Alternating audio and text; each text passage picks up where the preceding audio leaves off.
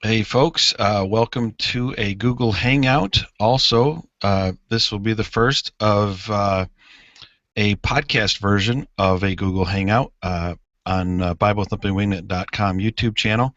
On our podcast, we've been talking about these engagements that Matt Slick has been having with believers and unbelievers, and we've gotten quite a few requests from our podcast listeners that we post them on the iTunes account. So we'll be doing that midweek in addition to our once a week regular podcast.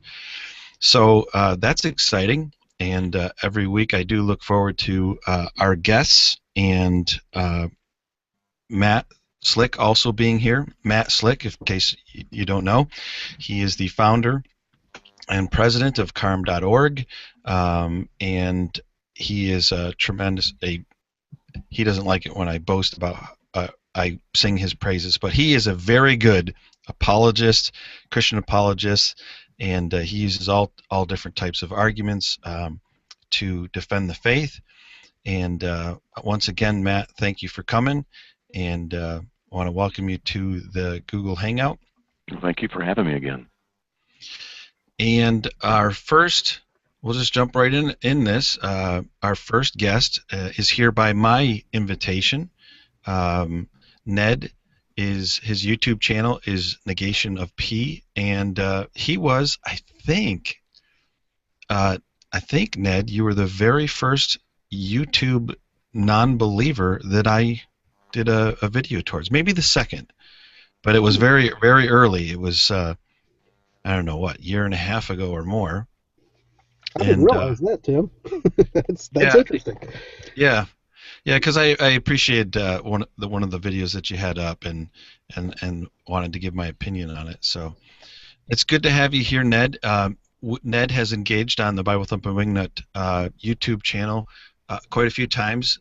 Not any time recently, but Ned likes to develop arguments to prove his position of non-belief or atheism. I won't label you. We'll let you define yourself in a moment. But does a lot of stuff on YouTube.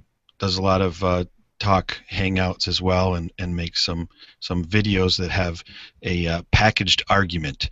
And I asked him to come this evening and present his nope argument. And Ned, welcome to the hangout, and I'm just going to sit back and listen as you engage with Matt. Thanks for coming. Well, like I said earlier, thanks for having me, and Matt especially. I really appreciate you wanting to come on here and listen to this little argument that I developed about a year ago. Just in case, I think most people have not seen it. I'm not a very big YouTuber. I got a few hundred subscriptions, and yeah, I mean, I don't even know how many views I have. I'm sure it's less than, I don't know, a few thousand maybe. But basically the argument was developed because there was a claim that some presuppositionalists were making that said that because we don't have God as our base, we cannot know anything, capital K know anything with 100% certainty. And what I'm trying to do with Nope is just show that not only are we more or less all in the same playing field, but I think it could even go to erode some of the foundational beliefs that everybody can have. Again, it hasn't been well tested. I don't think it's been vetted in any shape or form of the word. So this is really a pleasure. I kind of liken this, Matt, to being able to go play golf with a tour golfer. I've been playing golf for 25 something years, but if I break 100, I'm happy. So, being able to do this with somebody like you, Mr. Slick, is definitely an honor, because you know your stuff, and I've had a chance to kind of get up to speed. I'm pretty sure you'll show me some of the problems I had with the Nope, and you may even change the way I look at things, even the way I look at God. I think anybody that knows me knows I'm very flexible. I'm what you call a soft atheist. I don't definitively say that there is no God. I just say that I haven't been convinced of one yet. And for the most part, what I do here on YouTube is just play with puzzles is the best way I know to describe it. I'm not, I'm not here to, I don't know, slam anybody or make any unrealistic claims at all. That's about, well, again, I almost forgot because I know you like to know why people believe what they believe. Um, you know, like I said, it's more or less because of what I find lack of evidence. But lately, I've got to be honest. I have been kind of playing with the morality issue because that seems to be going around quite a bit, and it seems to push me in the direction of non-belief because of some of the things that I think would take morality in a direction that would be, let's say, not conducive to a good life.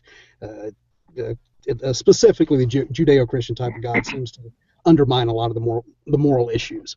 I don't know how you want to go from here. I wasn't prepared to start, so I'll let you tell me. Where do you want to go? How do you want to do this? Well, I looked at your video on trying to destroy presuppositionalism, and I found numerous problems with it. We could discuss that if you want. Oh yeah, absolutely. Please. I mean, that's what I'm here for. Because if it's wrong, I want to know. Well, I hope you do. You said, quote, if the universe exists as a presuppositionalist would have us believe, there are no fundamental properties governing the universe, rendering everything subjective and therefore unknowable. So effectively, the presuppositionalist not only is faced with the inability to claim absolute knowledge of any fact, but if true, that type of universe renders absolute knowledge irrational, unattainable, and most importantly, non-existent.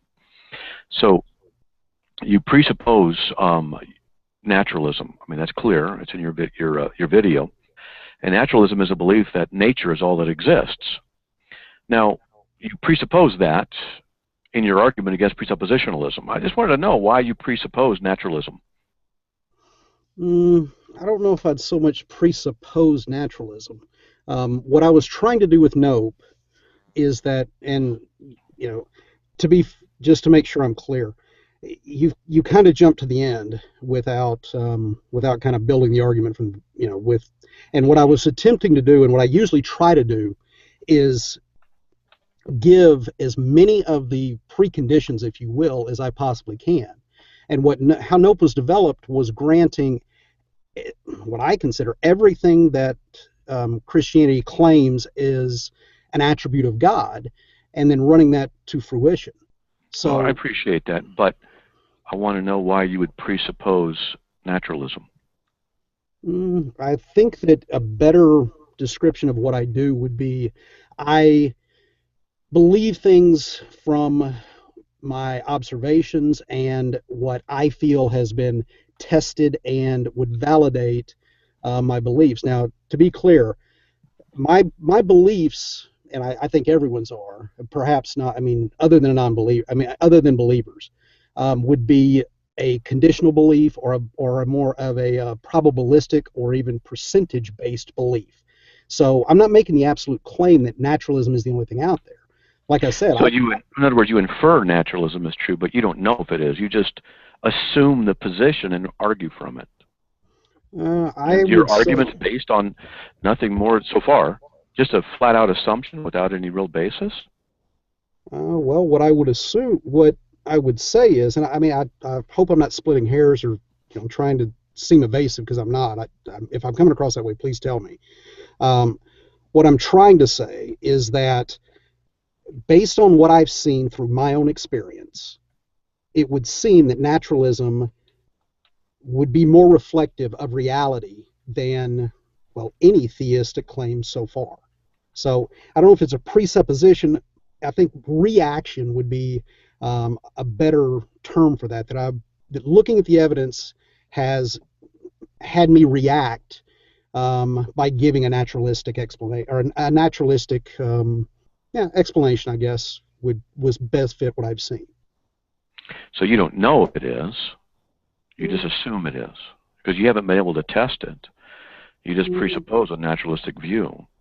Well, again, I think I said to the contrary, that I think that the way I test it is I go and look at evidence, try to read, try to look at my own experiences, test things when I'm capable of testing them, and see where that information leads. So again, I think it's kind of backwards. It's kind of like if you look at least one of the scientific methodologies, in that when you walk into an experiment, especially an experiment that is not your own, and a lot of people say even after you come up with something that you do think is your own, you should really try to step back and say, okay, this is not right. Let's see how we can prove it's not right. And every time I try to do that with naturalism, it seems I can't get very far. Whereas when I try that with theistic claims, I tend to find a fairly good avenue to be able to demonstrate why the claims would end up, let's say, with some problems. Well, I would disagree, but can you tell me what tests you've done to validate naturalism? You said you base it on what you've seen, what you evidence, things like that. So, okay, yeah. I mean, as far as, let's say, what I would consider some of, at least locally, and when I say locally, I'm talking about the universe. What, and not the cosmos, which may be outside our universe. I'm not transcendent, but what we can look at and test internally to our own universe. So that's what I would define as local, and even more so specifically local to our environment, that we can test here on Earth, or what we've been able to test so far. Let's take something as basic as first year physics and go F equals ma. Force equals mass times acceleration. Now, from what we've seen, that formula seems to work across the board. Now, are there instances out there where it'll fail? I would agree that there's definitely the possibility for that, even within our own universe. But when I look at the consistency of the laws, for lack of a better term, the laws across nature, they seem to be very, very consistent. Whereas the laws, if you will, of most theologies, not so much. No, you're making all kinds of assumptions. I don't know how much you've thought these things through, but you're assuming a great deal. You don't realize you are. How do you know that nature is all that exists? Number one, I don't. And okay, I think, so you assume it. And how do you test the laws of logic that you use to reason about what you observe? Because you're talking about empiricism. Do you test the laws of logic, or do you just assume that those are true too? Okay, just to back up a second. It's not an assumption. It's based off of, again, my observation and what I've seen through. Your observations are subjective. Exactly. I agree with And that they're limited. 100%. Absolutely. Okay. You're right. All right. So then you've talked about subjectivity in that video from the Christian perspective, making knowledge unknowable, and yet you admit that your own argument is the exact problem you argued against the Christians for, namely subjectivity and not absolute. So you're refuting yourself in your video. You already refuted yourself just now. No, because again, well, what I said is all the video was supposed to do is bring us back to a level playing ground. So where I state that my understanding of reality is subjective, what Nope should do, if successful, should bring the Christian back to a subjective view of reality as well. I'm not saying there's anything wrong with subjectivity. I'm saying that we need to understand that both of us are in the same boat. No, we're not. Okay, well, again, if we're not, that's great. I want to know why. Well, first of all, you presuppose naturalism, and I keep saying you presuppose it because you cannot test to know that nature is all there is. That's what naturalism is. It's the assumption that the universe, nature, is all that exists. But you do not know all that exists, so you have to assume, presuppose the validity of the philosophical position called naturalism. Just because you say, in a very limited sense, you observe things, you walk down the street and you observe how a tree grows one year next to another, whatever it might be, it has no bearing on whether or not the entire universe is all there is.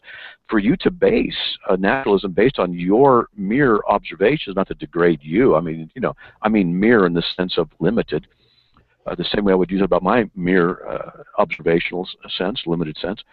That's quite an inference that you make, quite a leap of judgment to infer then the naturalistic realm is all there is.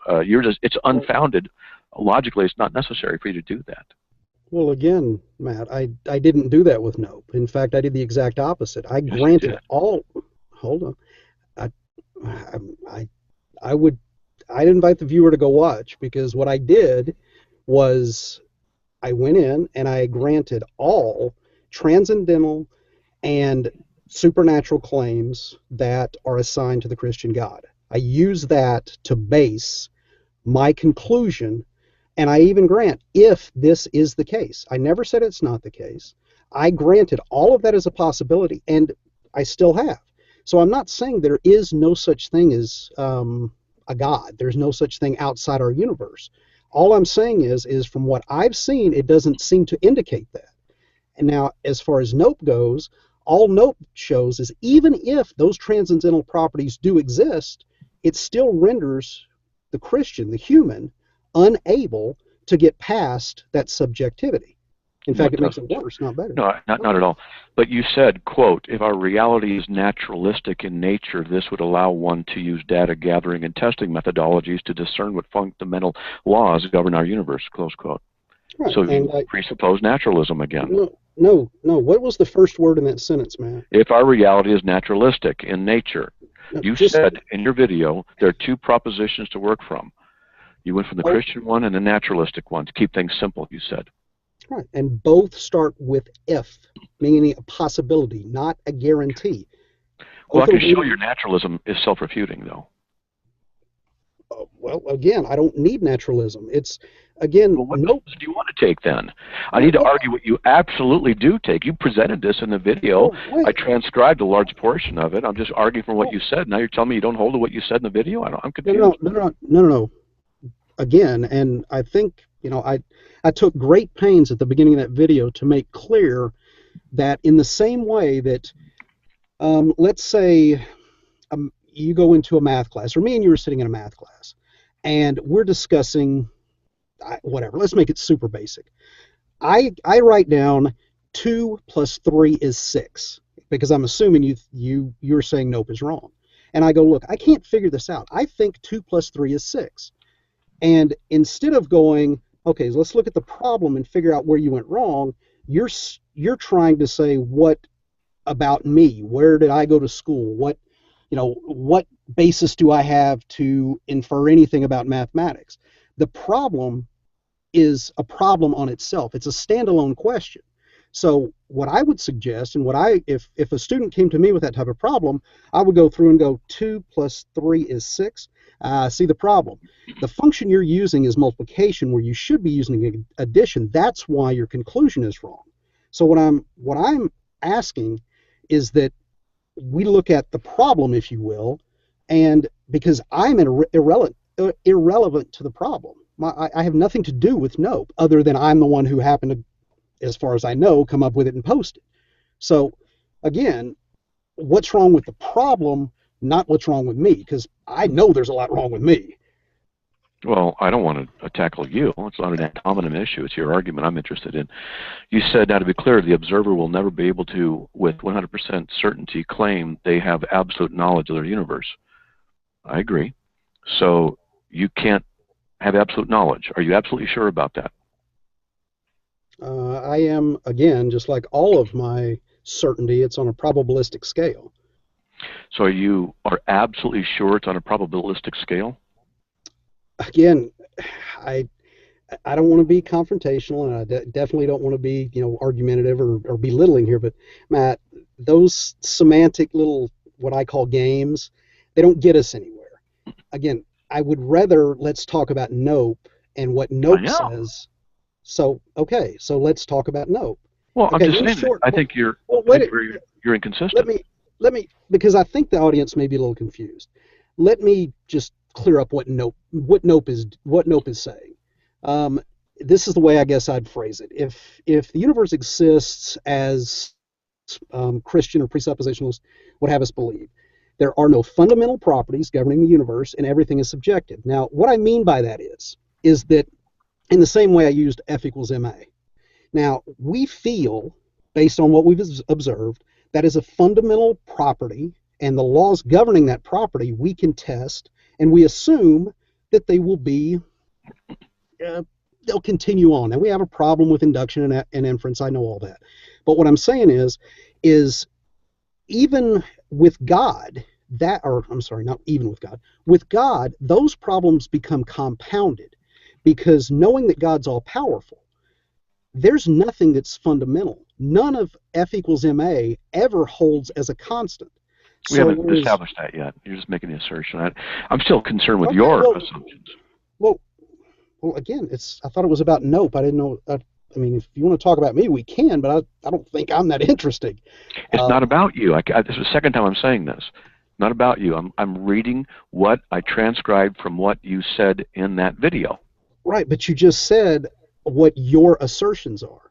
So because it is your video about your assertions. It's your argument. I'm not invalidating your argument because you have black hair or you're bald. It's not an issue of addressing the person ad hominem. I'm saying that I see inconsistencies in your argument. Okay, and that's I'm definitely interested to see those.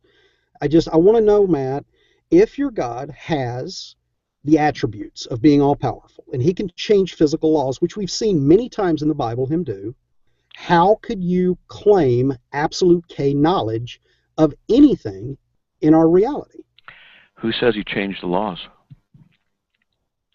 Okay, then he can circumvent the laws, regardless what the... Wait a minute. Mm-hmm. You're assuming things. Do you think it's possible that there could be properties of the universe that you have not yet perceived, but which God, its author, knows and uses to do whatever we perceive as miracles? Do you think it's possible? Okay, I would grant that, yes. Well, if you say yes, the possibility of maintaining those laws is still in effect for the Christian. Okay, but you still haven't addressed the question. Can he change the fundamental laws if he needs to? I don't know if he can or cannot. I don't speak for God. I'm just saying that if you're going to assume that a miracle is by definition an alteration, manipulation of those laws, that's an assumption on your part which you've not validated. Okay. You haven't said that he's changing anything. I'm asking the question, and you granted it. How do you know there aren't laws that you're simply not aware of, and properties of the universe you're not aware of, that he's accessing, and we perceive it as a miracle? No violation whatsoever in the natural laws occurs at that place. Your argument fails. Okay, and well, I don't know if the argument fails, but that's fair that I didn't establish that, and I should have made clear first. Is in the same way that I've allowed for the possibility that there are laws outside of what we understand that could account for the miracles in the Bible that, God has established, whatever.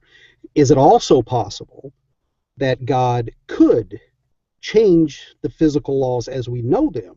I don't know. He couldn't change the physical laws? I don't know if it's logically possible for God to be able to do that or not do that. I don't know.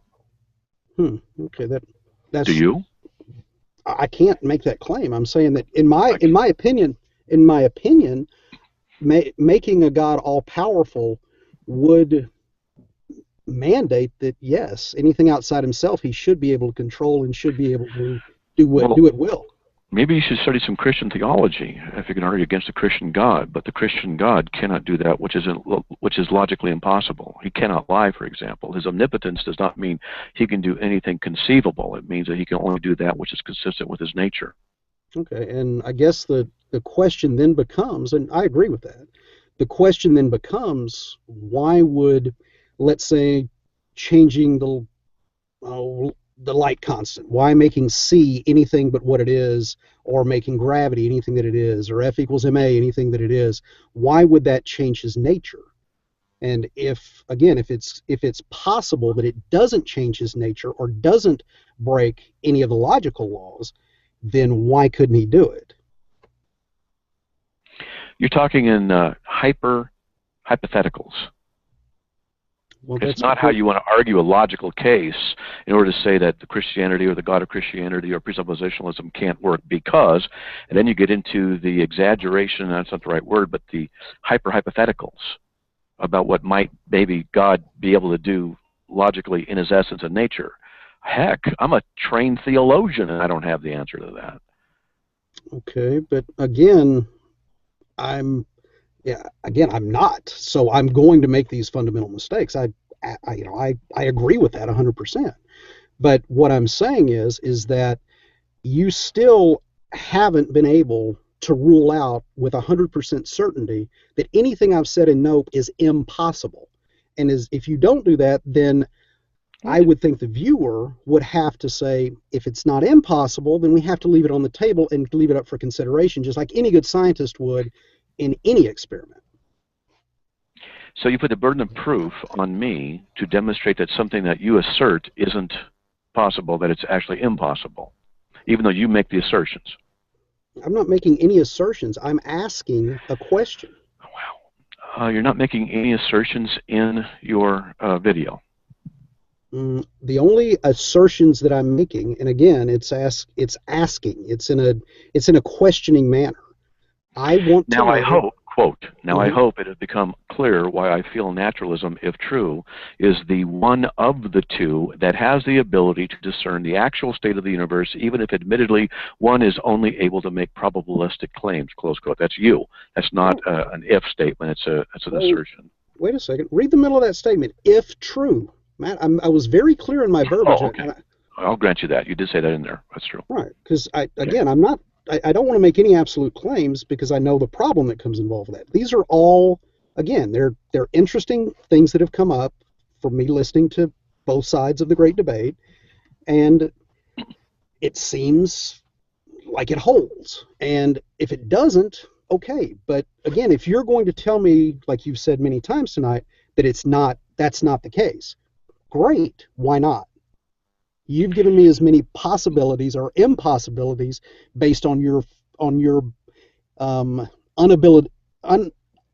being unable to know, as I did in the video by saying that based on these assumptions. Now I've just read the Bible and listened to what Christians say, and when they say all powerful, and I ask what does that mean, and they say as long as it's not logically contradicting and it doesn't go against God's nature, then he can do anything. And I don't see why any of the things that I stated in that video would do either of those. Well, you said God potentially could do the logically impossible. Is that what you? Am I correct? Did I get that part right? No. The opposite of that. Could not do the logically impossible. I would say that's true from a Christian perspective. You did say something in here that was interesting in your video. If Christianity, if true, excuse me, let's start this again. Quote, if true, Christianity at least does not allow for fundamentally unalterable laws governing their universe. Close quote. Okay. That's how do you get that? How do you get that the view of Christianity means that we can't have unalterable laws? Are you familiar with how science got started? That it was started by Christians who believed in the consistency of nature and that we could discover the truths that God had embedded in nature because of his absolute character and nature, which was immutable, that reflected in the universe, and therefore Christians believed that they could actually use a scientific method which they developed in order to ascertain knowledge. Are you aware of that? Oh, yeah, sure. But what I'm also aware of is, again, the claim that, number one, the Bible's true, therefore the miracles are true, therefore the possibility that God either circumvented, stopped, changed, whatever word you want to use, the physical laws, and if he is all-powerful and changing those laws doesn't break any of the conditions that we set to begin with, namely it doesn't go against his character, isn't logically inconsistent, which again I think everything I've set up there doesn't bring up any of those issues. We have to leave on the table the possibility. If the possibility is there, and again, these are ifs, and if God can do that, then you can't claim any kind of objective knowledge. Okay, so you're saying ultimately what you're implying is God is a God of deception, that he could alter certain things, let me finish, and that we could never know what the truth is, and that God could make things look like certain things that really are not true, so you'd be accusing God of being deceptive. Not at all. In fact... Then he's not deceptive, he's truthful? Well, I'm assuming that you say he has to be. Well, are you saying that the God of Scripture is truthful? Uh, from what I understand, that is a foundational premise of God. So yes. Okay. So then he would not be deceptive in that he would not allow us to have nothing but subjectivity, thereby not knowing anything, including his own existence. I don't see how that follows. If you're going to say that things are subjective in their knowledge, we can't know anything. And how is that a lie?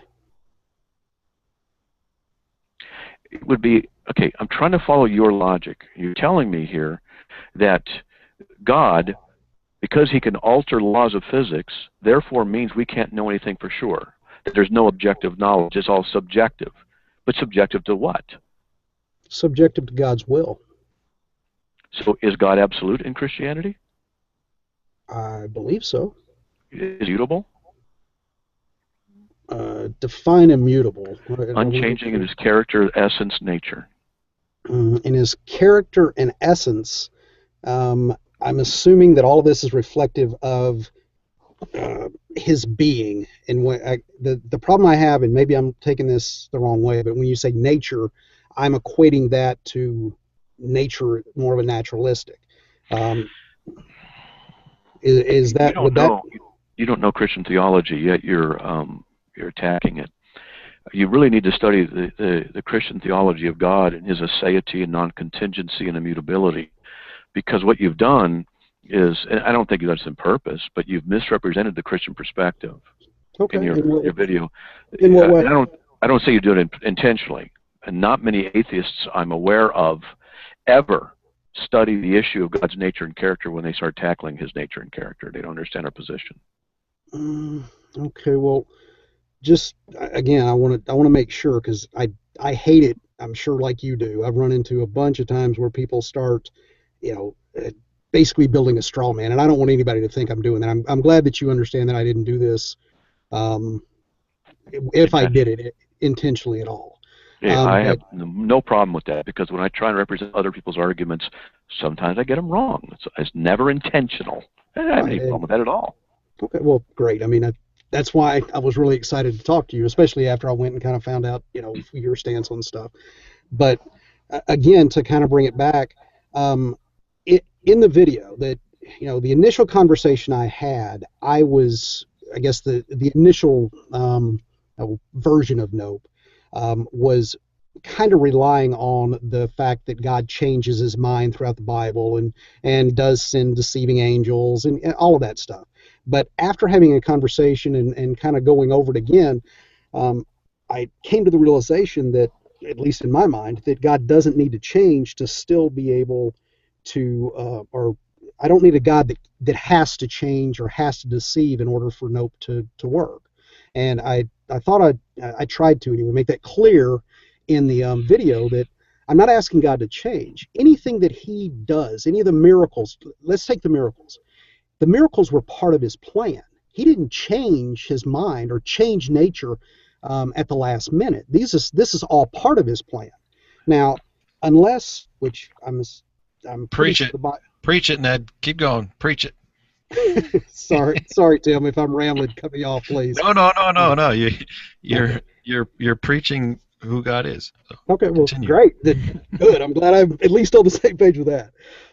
But what I'm saying is that God doesn't need to change. He can have his plan in such a way that tomorrow, 100 years from now, yesterday, in fact, he could, as part of his plan, have new miracles that are either, kind of like in the Old Testament, New Testament, where they just happen periodically, or I'm assuming he could make them new foundations of reality as part of his plan. And if there's something wrong with that, if there's something that would make it, again, not part of God's will, then I want to know where I messed up.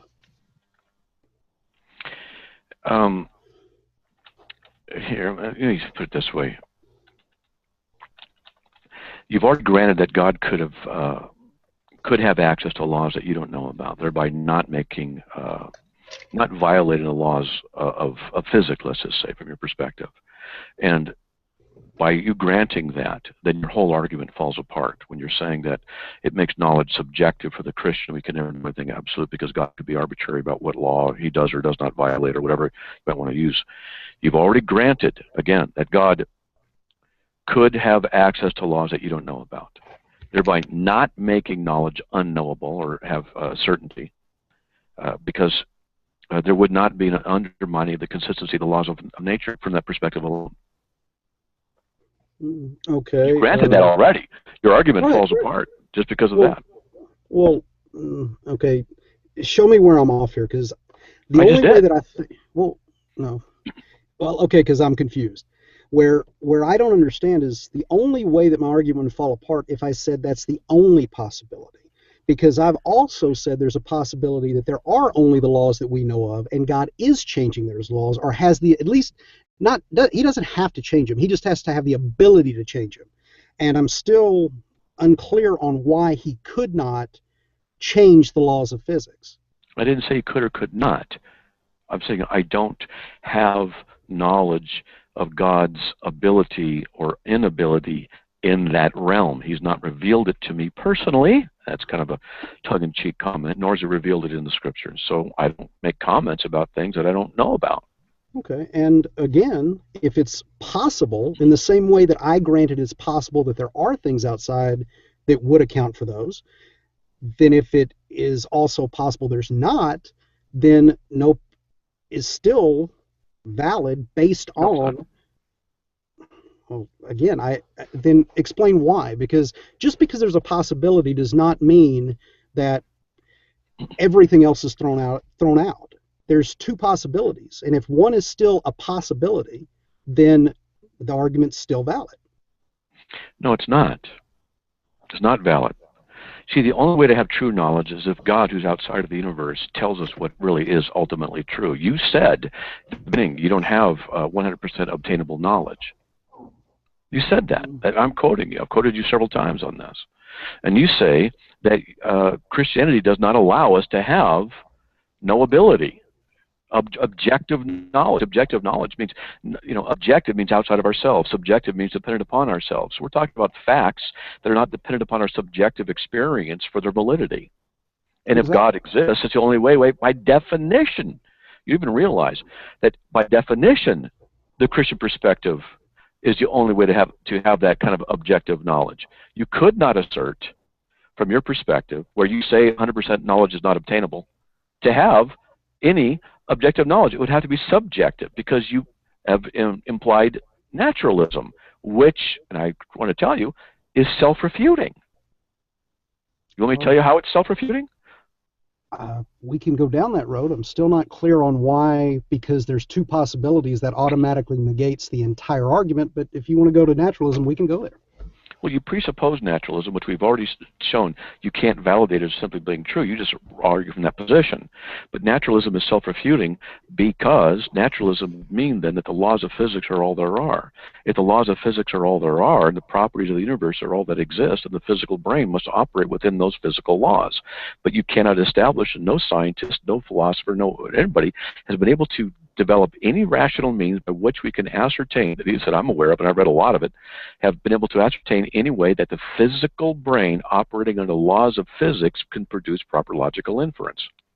See, how does one chemical state in the brain that leaves another chemical state in the brain produce proper logical inference? You wouldn't have any way of knowing it.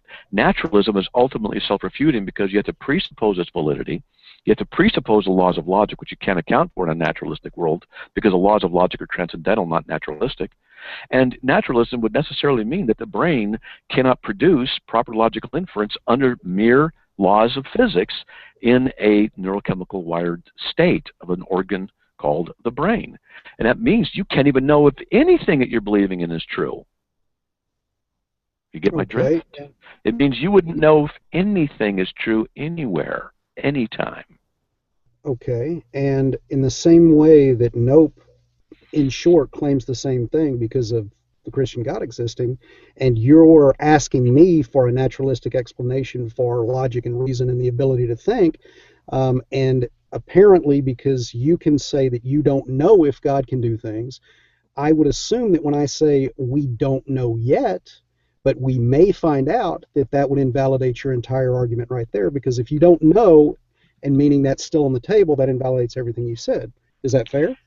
No, I don't know if God can do things. You said that. You said, I don't. Of course I know he can do things. He can raise the dead. He can create the universe. He can save my soul.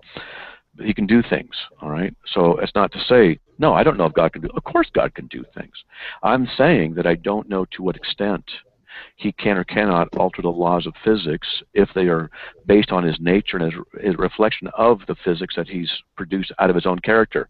The philosophy and the questions behind it are far more deep than just can he or not do it. I don't know. And so I just don't know. Doesn't mean I didn't say I don't know if God can do anything. I said in reference, I don't know how he could do what he does in the miraculous and what appears to be merely an alteration of the laws of physics. Right, and in the same way, I don't know if science will someday be able to tell us why the chemical processes in our brain gives us the ability to reason.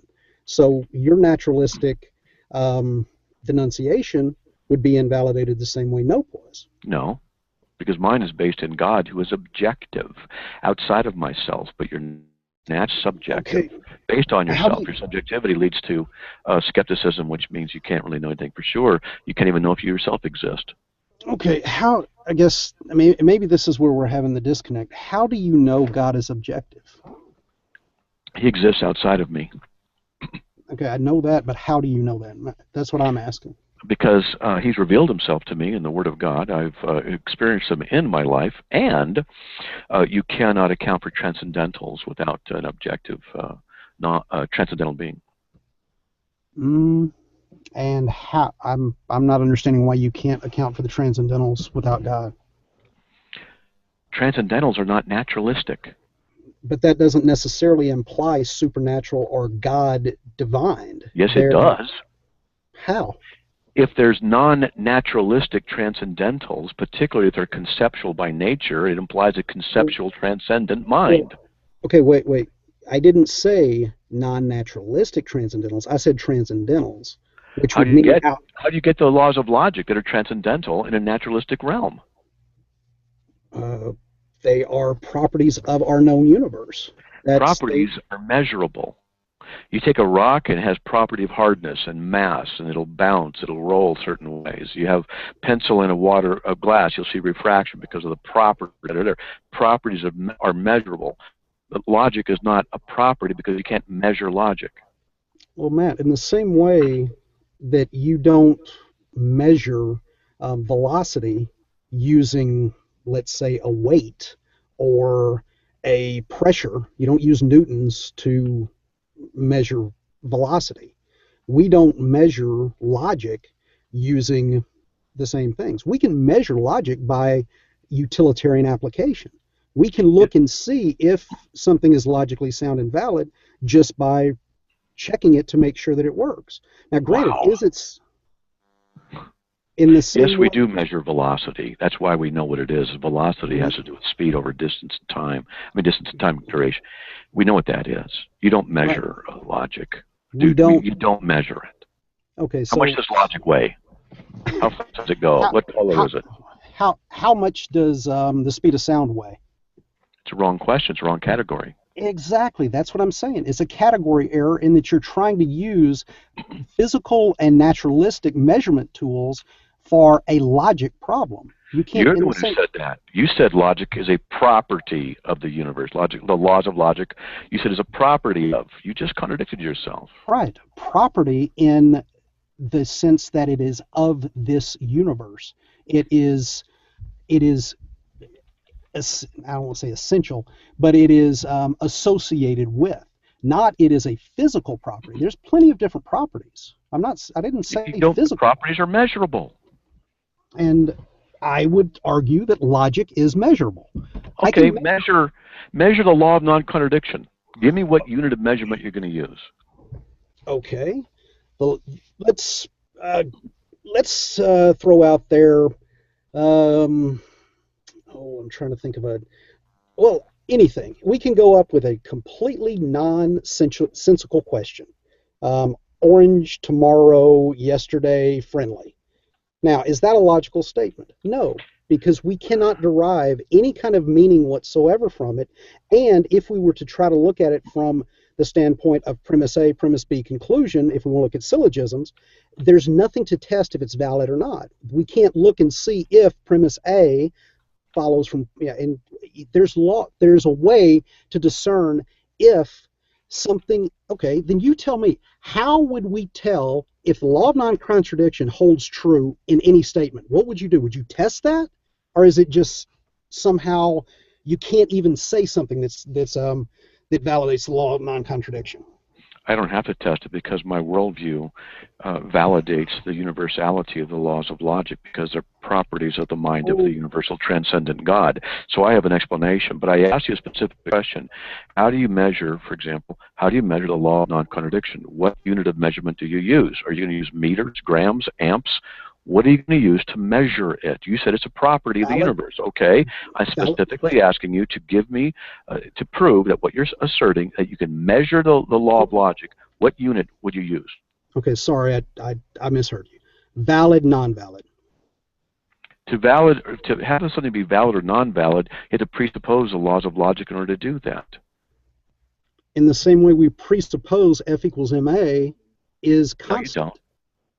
Math teaches us that, which is based on the laws of logic themselves. Again, it's either valid or not. We can use that as a testing, measurable. It works. Either it's valid or it's not. If it's not, then we throw it out and say that this is measurably not representative of the law of non-contradiction or any other law. One thing that you said there, which also kind of you touched on, is you said they're universal. How did you come by that? I told you. Because God is universal, the laws of logic are conceptual things, they're abstractions, they're of the mind. They are reflective of his character according to the Scripture, the Bible. Therefore, they're always absolute and true. You don't have to worry about them. My worldview can account for them. It can lay down the necessary preconditions for intelligibility. Your worldview cannot. So what you're saying, if I'm hearing you right, is that you have absolute certainty, capital K knowledge, that nowhere in our universe or outside our universe that the law of non-contradiction would not hold. The law of non-contradiction is an abstraction. Again, that's not dependent upon location or time for its validity. So you asking place in the universe demonstrates that you're making a category mistake. You don't understand the issue. No, Matt, I'm not. The question is you said it's universal, which would imply that, again, like you said, timeless, spaceless, has nothing to do with anything. It is always there. It is 100% accurate at all times. And what I'm asking is, how do you come by that? And all you can give me is because God said so. Okay, now, you ready? Yeah. Do you agree that the law of non-contradiction is an abstraction? Yeah. Okay, so it's of the mind. Yeah. Okay, so you use it, right? I try to.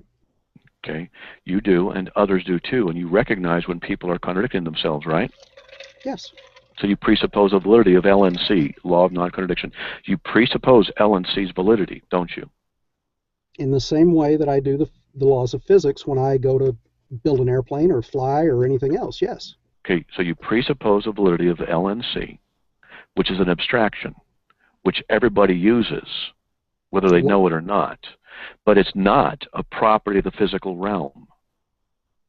It's not a property of the physical realm because properties are measurable. LNC is not measurable. And because it's not measurable, and because it's not a property of the universe, it by definition then is transcendent, because it's not dependent upon the universe, because it's not a property of the universe, hence its transcendency. Again, Matthew, Matt, you're taking some liberties there, so to speak. First, you're assuming that it, in every instance, holds, and without relying on in my opinion, special pleading and saying God told you, there's no way for you to validate that other than to say that for some reason everything that is transcendental is a constant, is an absolute, and is objective. Well, I specifically wrote with the issue, or talked about the issue of non-contradiction, LNC. Do you know what the law of non-contradiction is? Can you tell me? Let's see. It is what it is, and it's not what it's not. That's law of identity. That's law of identity, and then you've got like No. you can't have a married bachelor. Okay, the law of non-contradiction states a statement cannot be both true and false at the same time, in the same sense, same place, things like that. So you can't have a married bachelor. So it's a statement. A statement's an abstraction, correct? Okay, Matt. Again, all right. Well, here, let's do it this way. Let's see if. I mean, again, I'm trying to do this in a way that everybody can understand. We understand that on the quantum level, when we get down to very, very, very small things, there's, let's say, the electron. We think of the electron in the classical model of one little BB circling a whole bunch of other little BBs. That's not right. In the quantum world, it's more of a haze. And when we look at it from a probabilistic standpoint, there are different amounts of probability that that electron exists in a certain point. In reality, though, it could exist in any point. And if you take it to the nth degree, what it actually means is that all of these quantum particles exist in all places at all times. So if I use the phrase, this electron both exists here and there, at the quantum level, that could be an accurate statement, which would seem to conflict with the law of non-contradiction. No, it doesn't. Again, I don't want to fight for that. It does not. Okay, let's not. Again, it doesn't. I'll grant that. Let's get back to the argument. You have not established the law of non-contradiction is not true. I know that a lot of atheists have tried to go to quantum level stuff to say that an electron can be one place at two places at a time. It doesn't invalidate the law of non-contradiction. It just says a statement is true. It's in both places at the same time. That doesn't violate the law of non-contradiction. I think. I'm sorry. I think it's time to move on, Ned. I'm going to give you an opportunity to chime in here before you leave, but we've gotten to the point where I don't know what I don't even know what's going on, Ned, because you just spent a good 2 minutes building an argument, and after Matt said one sentence, you're like, okay, well, let's go back to the argument. And right, I've got somebody that's waiting who's only got 20 more minutes left, and he's going to have to go. Okay, Tim, sorry. And again, I didn't mean to drag the conversation off of, into areas that we didn't need to get into. I know it can get very distracting. But I enjoy the conversation, but I don't think you're as consistent logically as you think. Again, I don't claim to be. Like I said, I am a novice at this, but I hate to, I guess, say this way, but it would seem that when I bring up possibilities and they work against the Christian position, they're invalidated by the word I don't know. When I bring up, from a naturalistic standpoint, we don't know, that doesn't invalidate your side. That would seem to be special pleading as far as nope goes, and as far as everything else we've talked about, you're making claims, you're making absolutist claims in that the universality of the laws of the laws of logic, and that you still, other than just saying that they're independent of everybody and they're transcendental, therefore they're universal, I don't see how you can make that statement other than to rely on, quote unquote, your belief in God. We need to get going, Ned. You're arguing logic is not the laws of logic. You're arguing against those now, and we really need to move on. Okay, but just listen to the video again, and I addressed what you said already. Just listen to the video. Okay, I will. And Tim, I want to make it clear to the viewers. No, I'm not arguing against the laws of logic. What I'm saying is that when Matt says they're universal, I don't see how he can substantiate or defend that claim. Well, when you accuse Matt of special pleading, are you appealing to an absolute law of logic, since that's a logical fallacy? Locally, yes, I am. But again, I don't know if that holds true. Okay, thank you. Lynn, again, it's not the part. Wait a Ned, minute. No, Ned, Matt. you don't know Tim, when it's time to go, Ned. You don't know when it's time to go. You Tim, just keep so you let going on and on and on. Tim, you The let voice that we Lynn. hear is Len Pettis has joined us, and So Tim, welcome, you let. Wait a Len, second. and You let Tim Negation of jump P. in. I muted you because you just keep going round and round and round, and all you have to do is go back and listen to the hangout, the first hour of it. So we have Logan is joining us now, and Logan is somebody who contacted me on Facebook, and we interacted a little bit, and then he had a question. He decided he had a question for Matt, and I'm not sure what it was, but it's good to have you here, Logan. I know you have limited amount of time, and after Logan, there is nobody waiting. So if anybody wants to jump in here and engage with Matt Slick, you're welcome to do that. I know there's a lot of commenting going on the YouTube video live feed, and the only question is there anybody willing to come in and actually voice their argument publicly? I mean, other than from behind your keyboard. So hopefully somebody will join us. Logan, welcome. Hey, thanks for having me.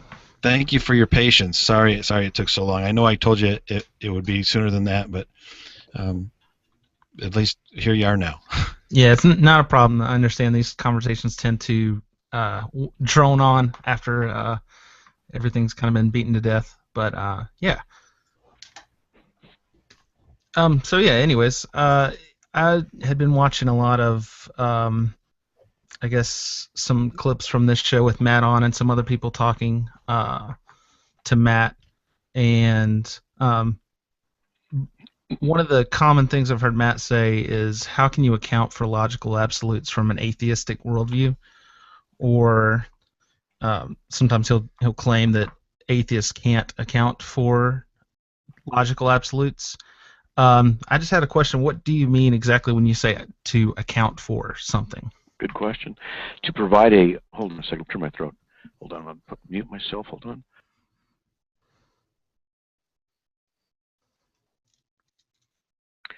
Sorry about that. Can you hear me better now? Sorry. To account for is to provide a rational framework by which they could be justified. And what do you mean by justified? To make them make sense from your perspective. Let's say, for example, that you and I are walking along, and this is overly simplistic, we could poke holes in it, but just as an example to illustrate something, and we walk along and someone says, he joins us in the conversation, says he can perform a miracle, and you say to him, oh yeah, really? We kind of both snicker at him, and we say, go ahead, do one. He says, well, which one do you want? And you say to him, that you look up in the sky, make that cloud disappear right now. He points at it and says, disappear, and it disappears right then. All right? Which worldview could account for that? Could an atheistic one maybe, maybe not. Could a Christian one do that? Yes, maybe, maybe not. What we have to presuppose in order to account for that occurrence? What intellectual framework could either one of us propose that might account for something like that? Now, the illustrations on the top of my head, not the best, but the idea is that we have worldviews. I don't know if you're an atheist. Are you an atheist?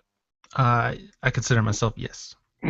Okay, so we have the atheist worldview and the non-atheist worldview, which I only argue for the Christian worldview. So we have Christianity or not Christianity. We have Christianity or atheism, all right? Because I won't argue anything else. So therefore, we have two worldviews to work from, God and not God. Does the not God position have capability of providing the necessary intellectual framework by which we can explain how the laws of logic, law of identity, law of non-contradiction, law of experimental, how they have their universality and validity? The Christian worldview can. Can the atheist one do it? Another question in the same kind of scope of what we're talking about is, so if we have two worldviews, would you say that it's possible that from either your perspective or my perspective that neither worldview gives us a good account for, something like the logical absolutes or something like that, so It's that impossible. so that at this point we could say, I'm sorry, what did you say? It's impossible. What I mean is, To say that neither can is impossible, because neither means neither are the only two possible explanations, God or not God. So there aren't any third options. There's only those two as a worldview. yes, God as a worldview, not God as a worldview. You can't have a third option because there is no third option by definition. So to negate both is a logical absurdity. right. And I'm not saying to negate both. What I'm saying is, from what your definition of accounting for, which would be making sense, or providing a rational explanation that makes sense. The necessary preconditions for intelligibility. I'm sorry, say that again? The necessary preconditions for intelligibility. So from an atheistic perspective, for example, the laws of logic are propositions. We'll go common denominators here.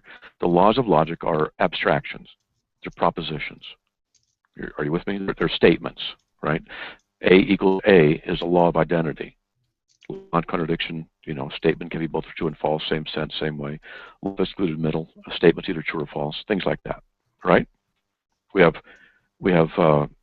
proper inferential laws and rules, for example, which we derive if A equals B and B equals C, then A equals C, things like this. These are logical laws and principles that we use. You use and I use, correct? Yes. Okay. So, would you agree with me that these processes of logic, these laws, are conceptual? I'm sorry, I was actually getting to a point, and you interrupted. If you don't mind, if I can go back to that. Sorry, go ahead. No, that's fine. We were talking about accounting for, which would, unless you want to change the definition, you said basically makes sense or has some sort of precondition for knowledge or something like that. It explains it. From my perspective, or from your perspective of viewing an explanation for something, like you mentioned that a cloud disappearing, what if from that perspective neither of the worldviews can account for it in terms of making sense? At least at that moment, nothing accounts for it yet. We don't have enough information, if that makes any sense. Well, you're talking about we don't know. You're talking about an ignorant state. Sure. Right? Yeah. So when you say it can't, I'm guessing what I'm saying is there's a distinction between something can't account for and something doesn't account for, right? Well, yeah, by definition that would be true because you use different words. Yes. So when you say that atheism can't account for, that would be something that you would be willing to demonstrate, right? Or try to demonstrate, yes. Okay. You ready? Sure. Okay. Are the laws of logic, are these abstractions, these propositions, are they dependent upon human minds for their validity? I would say that they are not dependent on minds. Good. On any minds. Oh, so you have abstractions without any minds? Have we determined that they are abstractions yet? You said they were. You admitted they're abstractions. They're of the mind. Okay. So, well, I wouldn't say that an abstraction is necessarily of the mind. I'm not sure what is by definition of the mind. Well, I'm sorry. I agreed to that without knowing what your definition of it was. So okay, fair enough. Yeah. So an abstraction, I would consider is, I don't know. How do you define that? An abstraction is a let's try it this way. a conceptualization. The laws of logic are conceptual because we think them. We use them. They have to do with the mind. We don't go outside, you and I, arguing about this, and we look under the rock in my front yard for the law of identity. We don't do that kind of a thing. We don't freeze them. They don't have weight. They don't have mass. They don't have color. They don't occupy space. Information is a real interesting thing, and that's what those laws are. But at any rate, because, well, they're information statements, and information requires a mind. But that's another thing. We won't get into that. So they're conceptual in that we think them. For example, an apple is an apple. An apple is not a pear. So we are citing the law of identity.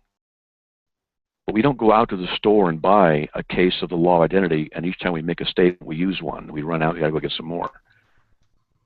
It's a universal truth that we somehow are able to utilize, recognize at the same time. And you do that even as an atheist. You use the laws of logic. You use the law of identity, law of non-contradiction. You use them. I don't deny that atheists can use them any more than I deny that atheists can be moral. But the basis of them they're using, and they're justifying them from the atheistic perspective, I have a problem with. I don't know of, and I'm going to say it this way, I don't know of, which means there might be an explanation out there. But I don't know of any argument presented by which those preconditions from an atheistic perspective can be offered and also defended and stand. Okay. For example, I've had an atheist say to me, well, the laws of logic are properties of the universe. We were listening before, a property is measurable. The property of my desk, I'm slapping it, okay, has hardness and sound comes out. I don't know if you heard that when I was slapping it. Has mass, it has form. We can measure these things. We measure the speed of light. We measure the intensity of sound. We measure things, but we can't measure the laws of logic. We can't apply a unit of measurement to them. So they're not dependent upon, they're not simply properties. So the idea of them being properties of the physical universe falls by the wayside. It can't be an explanation. You see what I'm saying so far? Yeah. I would say that I don't think that saying that they are properties necessarily means that they are physical properties of something. Well, there we go. Then you get what's called property dualism. Mm-hmm. That the mind itself is a property of the brain, the physical brain. And that's just it's a theory. But let's kind of go that way. Let's say that the brain, your brain and my brain, I'm going to use you and me because we disagree on things, and politely at that, but we disagree. And let's just say that you and I are out in my front yard, just sitting in a couple of chairs, and we're politely disagreeing about things. And I make a statement, you make a statement, and we both look at each other and we both disagree. And we're trying to be logical. Which one's right? Now, maybe we're both wrong, but we contradict each other, so it can't be both right, but we could both be wrong. But let's assume one of us is right. Mm-hmm. How would we know? If logic is based on the human brain, and it's a process of the human brain, then there is no way to know. It would be impossible to know, because if it's a process of the brain, it's not an issue of right or wrong logically, it's just an issue of the process of the brain.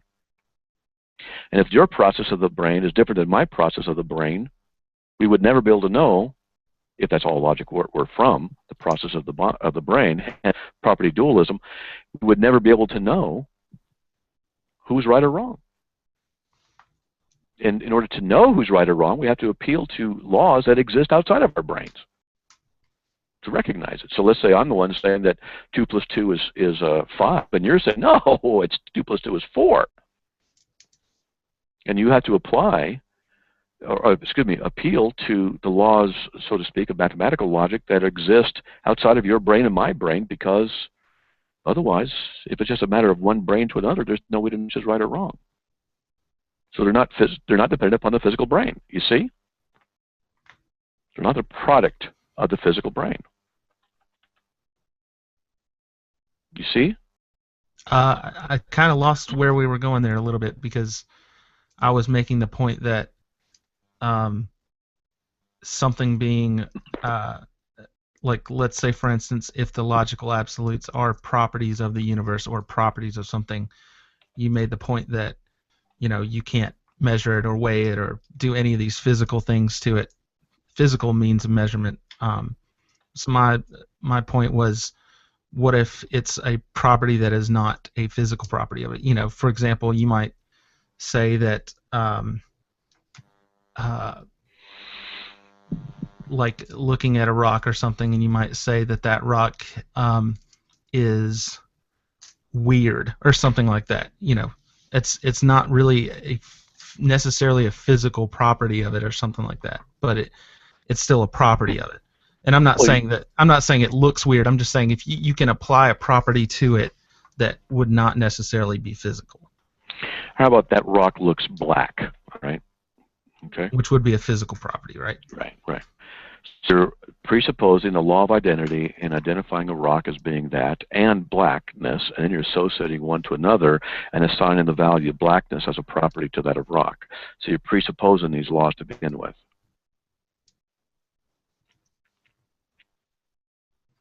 Yeah, as that the laws would be a property of everything, even statements about the rock, even statements, even. Okay.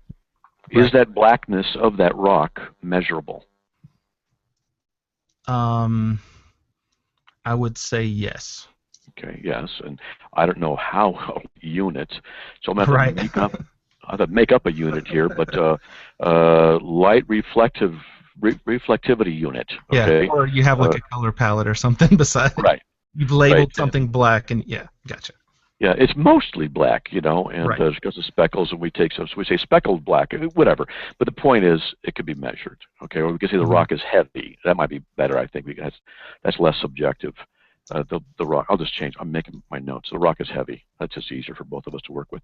And we get a bathroom scale. Yep, it weighs 8.2 pounds, whatever.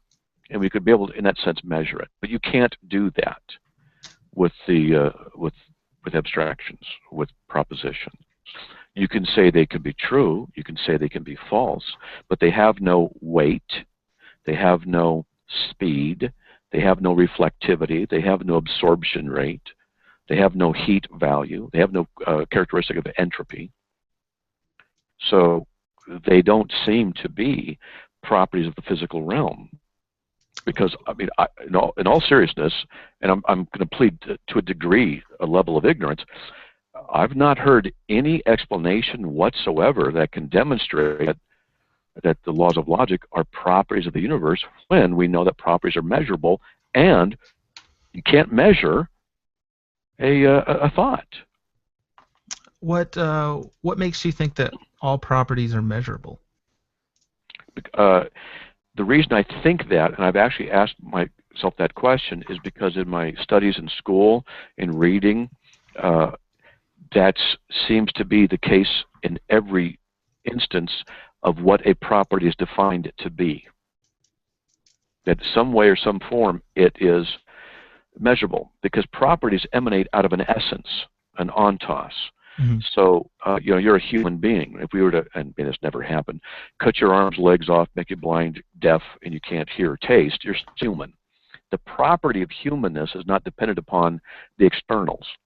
Excuse me, the quality of humanness is not dependent or defined by externals. Well, what is the property of humanness? Blue. It doesn't make sense. You know, there are certain things that we just can't measure. We can't understand. But we do see what properties do is reflect the essence of something. Mm-hmm. So we recognize things by interacting with the properties, with our senses. So a bowling ball that I drop on your foot accidentally, you know, and I look at your face and I say, that must have hurt, okay? Because I see the property of pain coming out of your facial expression, you know, as you're hopping on one leg. Obviously, that's heavy, too heavy for your foot, you know. And I'm making a joke, but the idea is that properties are detectable and measurable one way or another. But you can't do that, and I've honestly thought about this. many, many, many, many, many times, because a lot of my arguments depend on this, are the laws of logic measurable? Weight, size, mass, color? Can you freeze them? Can you, I've gone through all kinds of iterations. I've asked countless atheists, and just because I've asked them and they couldn't come up with anything doesn't mean there isn't an answer. But since and I've thought about this, properties are measurable, and I look at the law of identity. How do you measure it? What unit would you apply to measure it with? It doesn't seem in any way to be possible. Well, I would say that a property, I'm looking at the definition here, most of them say something like a quality or a trait or an attribute, and like you said, the ontos of something, the essence of something. Yeah, it's a trait of something. They right. emanate from right. something. Right. You can't have a property without an essence. Right. And so I would say that those absolutes actually are the essence, or are the property. So for example, the rock, it has the property of it is what it is and it is not what it is not. Yeah, that's presupposing the validity of that law, which is an abstraction, which is apparently always true. How do you as an atheist account for its existence? Do you appeal to? Well, we're not even there yet. What I'm trying to define is that you can say that it is a property of something that is not measurable. It's a property of all things that may not be measurable. It may be the only thing like that the only property that is not measurable. So you don't know. So you don't know if it is somehow a property of something we can't measure. I'm not sure. But that means, and no offense meant, but that means you're not able to provide exactly what I said atheists have a problem with. You're not able to provide the necessary preconditions for intelligibility. You're offering a subjective hypothetical, and if I were mean, if you were an obstreperous atheist, I'd say, oh, now you're talking about magic. And the point being, I know you're not doing that, but the point is that a lot of times what atheists will do at this point is just offer me things that have no intellectual basis. I want to thank Logan for coming on. We're going to move on to our next guest. Logan, that we're on every week, and if you want to continue that conversation, you can follow the link another time when you have when you want to. Preaching Sean is here, and we've got 3 guests, so let's try to keep these to under 10 minutes. So, Sean, welcome to the broadcast. How are you doing?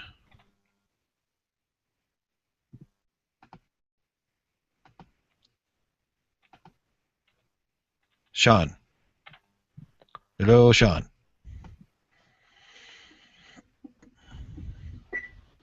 Okay, I'm with you now. You guys hear me? There you go. Yep. Okay, You got a sorry, question? You got a question for Matt? I do.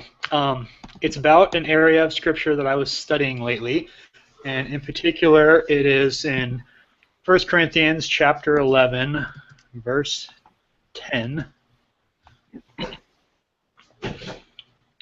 I get my Bible program working. There it is. And to explain my query with this, in this verse it mentions angels, and I saw absolutely nothing in the context to describe that or indicate that, so it just seems like a verse that you cannot understand from the context. So I agree. That's why the theologians had different theories on what that is in reference to. Some say angels that had fallen. Some say there's angels that are looking on and that they are under authority because the context has to do with women having a symbol of authority in their head and this doctrine of federal headship. Are you familiar with that doctrine? yes. Okay. And so, and he's talking about the created order, and then there's just theologians who are just disagreeing. I don't know, I hate to say it, I don't know exactly what's going on there. It's a great question, and different commentaries will give you different answers, and The authority, angels are under authority. They're sent by God. They do stuff. They're watching in the assembly. They worship with us. They adore the Lord with us, even though we can't see them. And they're there, and somehow maybe the women by themselves are worshiping should have symbol of authority because the angelic realm under the authority of God is representing, and then they should be there. I don't know. So would it be fair to say that it sounds like you're probably undecided? Yeah. I lack affirmation or denial of what that verse exactly means.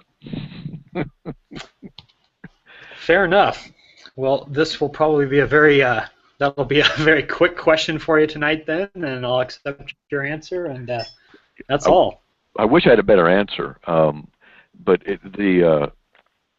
I've read commentaries on it before, and they're just not sure. And I don't know. I don't know. What do you think? It's a I've read a couple of commentaries as well too, and it's like you really do just have to look at all the suggestions and then pick the one that you think makes the most sense. Right. Because I agree with you. I think the whole chapter is talking about it's a picture of headship, and so some people suggest that that we should demonstrate this headship even before angels as representatives of God, as His people. That kind of makes sense, but I think it's hard to be dogmatic. It is, and my wife's listening to this, so maybe I can get her to start wearing a head covering around at church, and we'll see what she does. What's that, Neek? That's not going to happen. Oh, well.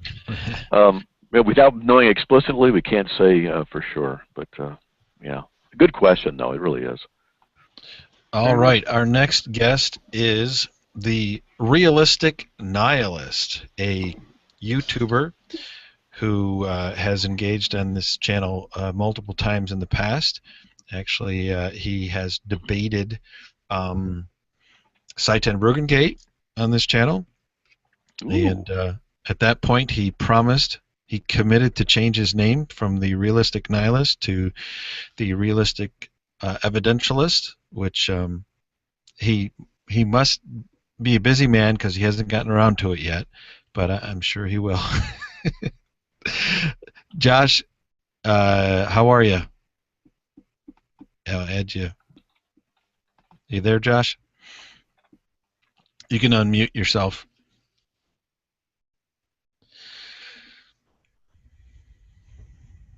Is he chatting at all? Doesn't work. All right. Well, I will try again. No, it's good. Okay. You had to show him the broadcast, dude. Hey, Josh. How are you? I'm all right. It's a pleasure to see you again, or at least a picture of you. Anyway, I wanted to ask Matt if he's a Platonist about logic. Wow, that's a good question.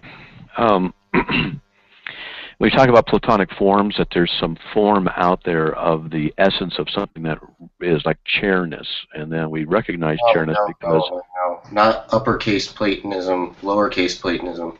Okay, then explain. Okay, well, uppercase Platonism thinks that there is a fact of the matter as to what constitutes a chair, and as such there are Platonic forms of things like chairs, but lowercase Platonism rejects that. Lowercase Platonism just affirms that there are abstract objects that exist necessarily, that they are causally inert, and they are not spatio or temporal. So they're just guessing. What? It's a guess. No. It's yes. A position. It's a position, yeah. How do you verify that abstract objects are causally inert and just have a natural existence? And because the idea is that it seems to be, in that kind of Platonism, denying the very transcendental mind of a ubiquitous God. So if I'm understanding that they're just saying that because it's causally inert, which means it has no causation, it just is. Am I understanding that properly? It doesn't. It means it doesn't cause anything. It means a triangle doesn't cause anything else to exist. Like, for example, a triangle would be an abstract object, right? Like the number 2 is an abstract object. The number 2 doesn't cause anything to exist, right? Yeah. So you're asking me, okay, state your question again. The laws of logic, are they Platonic? Are you a Platonist about Oh. logic? Do you think that logic is some type of abstract object or something? Well, they're abstractions necessarily. I believe in I'm I guess you could say I'm a realist in the sense of abstractions, but I would ground their existence in the mind of God Himself. What does that mean? That we're thinking His thoughts after Him. We're made in the image of God, Genesis 1:26. And since He's transcendent and we're made in His image, and I don't know how it works, we can then think His thoughts after Him in the issues of the laws of logic.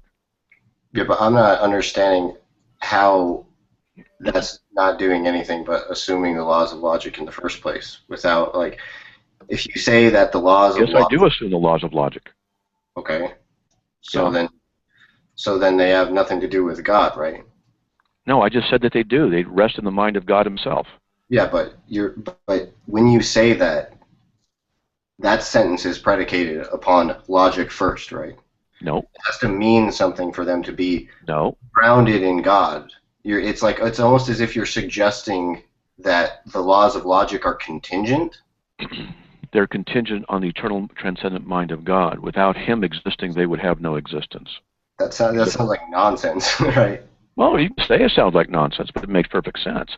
If God is eternal and He's transcendent, then His mind is also transcendent, and His mind is perfect, immutable, and non-self-contradictory. Then, therefore, the laws of logic are merely emanations of His mind, which is transcendent. But everything you just said, right? Everything you just said assumes the laws of logic before God, right? No. Yeah, it does. I just said God is that which is. Right, but when you say God is, you're committing yourself to non-contradiction already. Dude, I'm telling you that I'll say this clearly. I believe the laws of logic are dependent and contingent upon the very mind of God. And because God Himself is non-contingent and eternal, therefore necessarily the laws of logic themselves are also eternal because they're part of His nature and His essence. He's a necessary being. They therefore have necessary existence. I don't see, what do you mean by when you say He's a necessary being? Without Him, nothing can exist. You mean metaphysically necessary? Because I don't see any contradiction in denying that God exists. Yes, you can deny Him, but then you can't explain how He got here. You can't justify logic. You can't run any objective morality. If you say God doesn't exist, you don't have no platform by which you can offer any objections. Any rationality for these. What does it mean to justify logic? If I were to justify logic, I have to presuppose logic in order to justify it. Then I'm begging the question.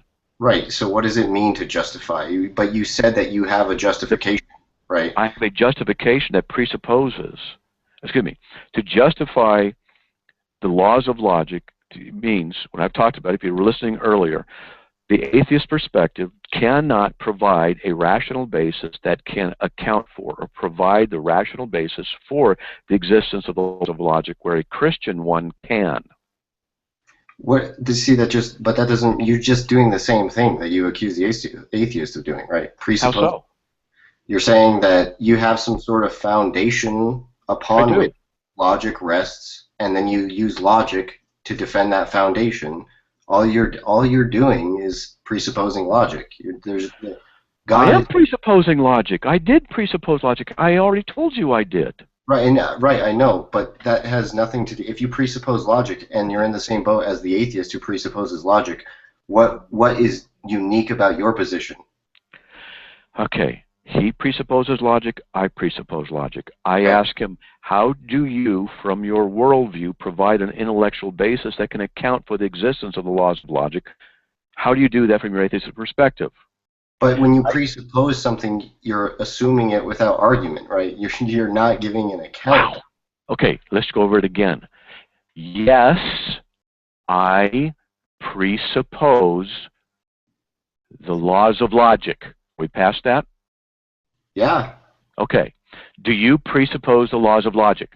Sure. Are you an atheist? Yes. Okay.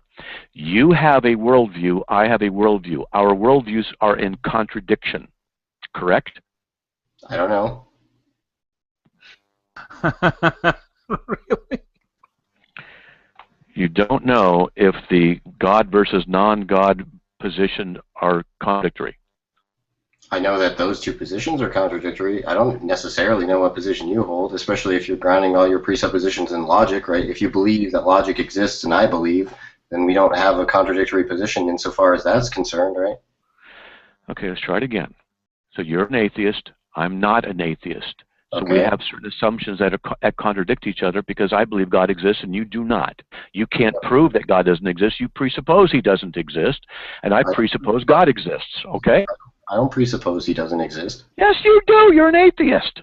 I presuppose logic, and then I use logic to conclude God Well, you know what? The Bible says God exists, so God exists. What is that? Okay, so?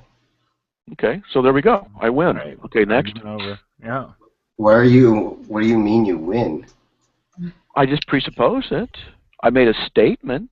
Right. You haven't argued against it, so therefore my assertion stands.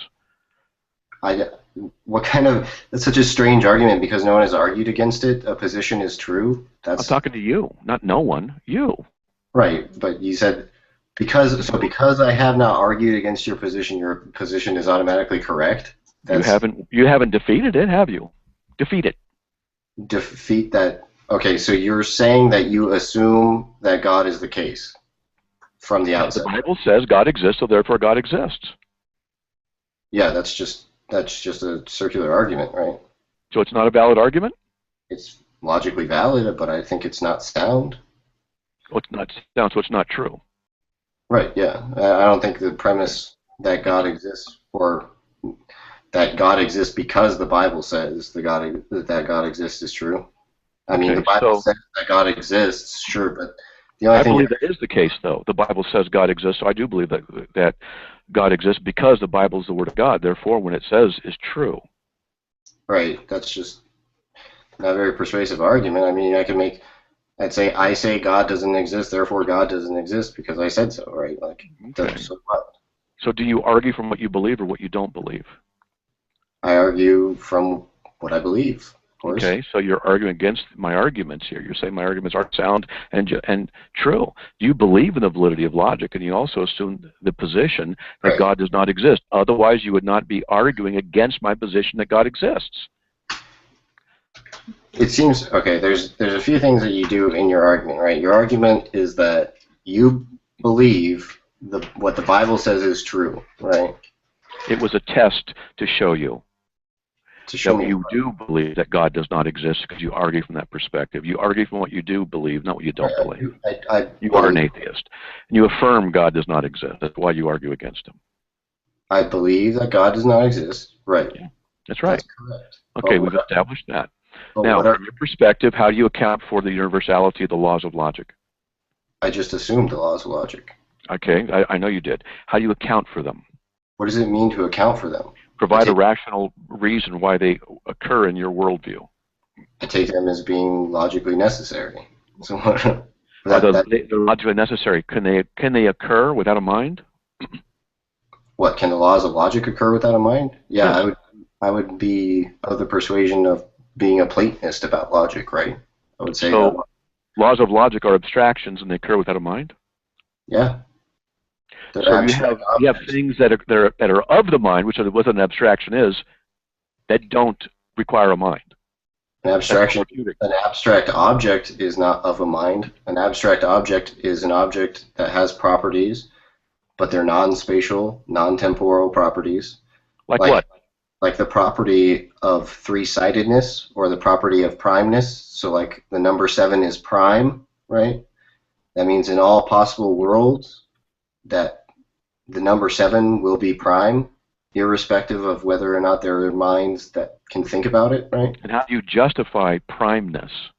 What do you mean, how do I justify primeness? You assume its validity, but you base it on certain laws of logic that you assume are true inside of mathematics. I'm asking you to demonstrate from your atheistic perspective how you justify, provide an intellectual basis, the necessary preconditions for intelligibility. You can't have a universe exist and have the laws of logic be properties of the universe because they're not measurable. Primeness is something that is mathematically verifiable, but mathematics itself is based upon logic. Right. And I just said that I assume logic from the outset, so I don't see the problem. And how do you justify your assumption without a mind being behind them?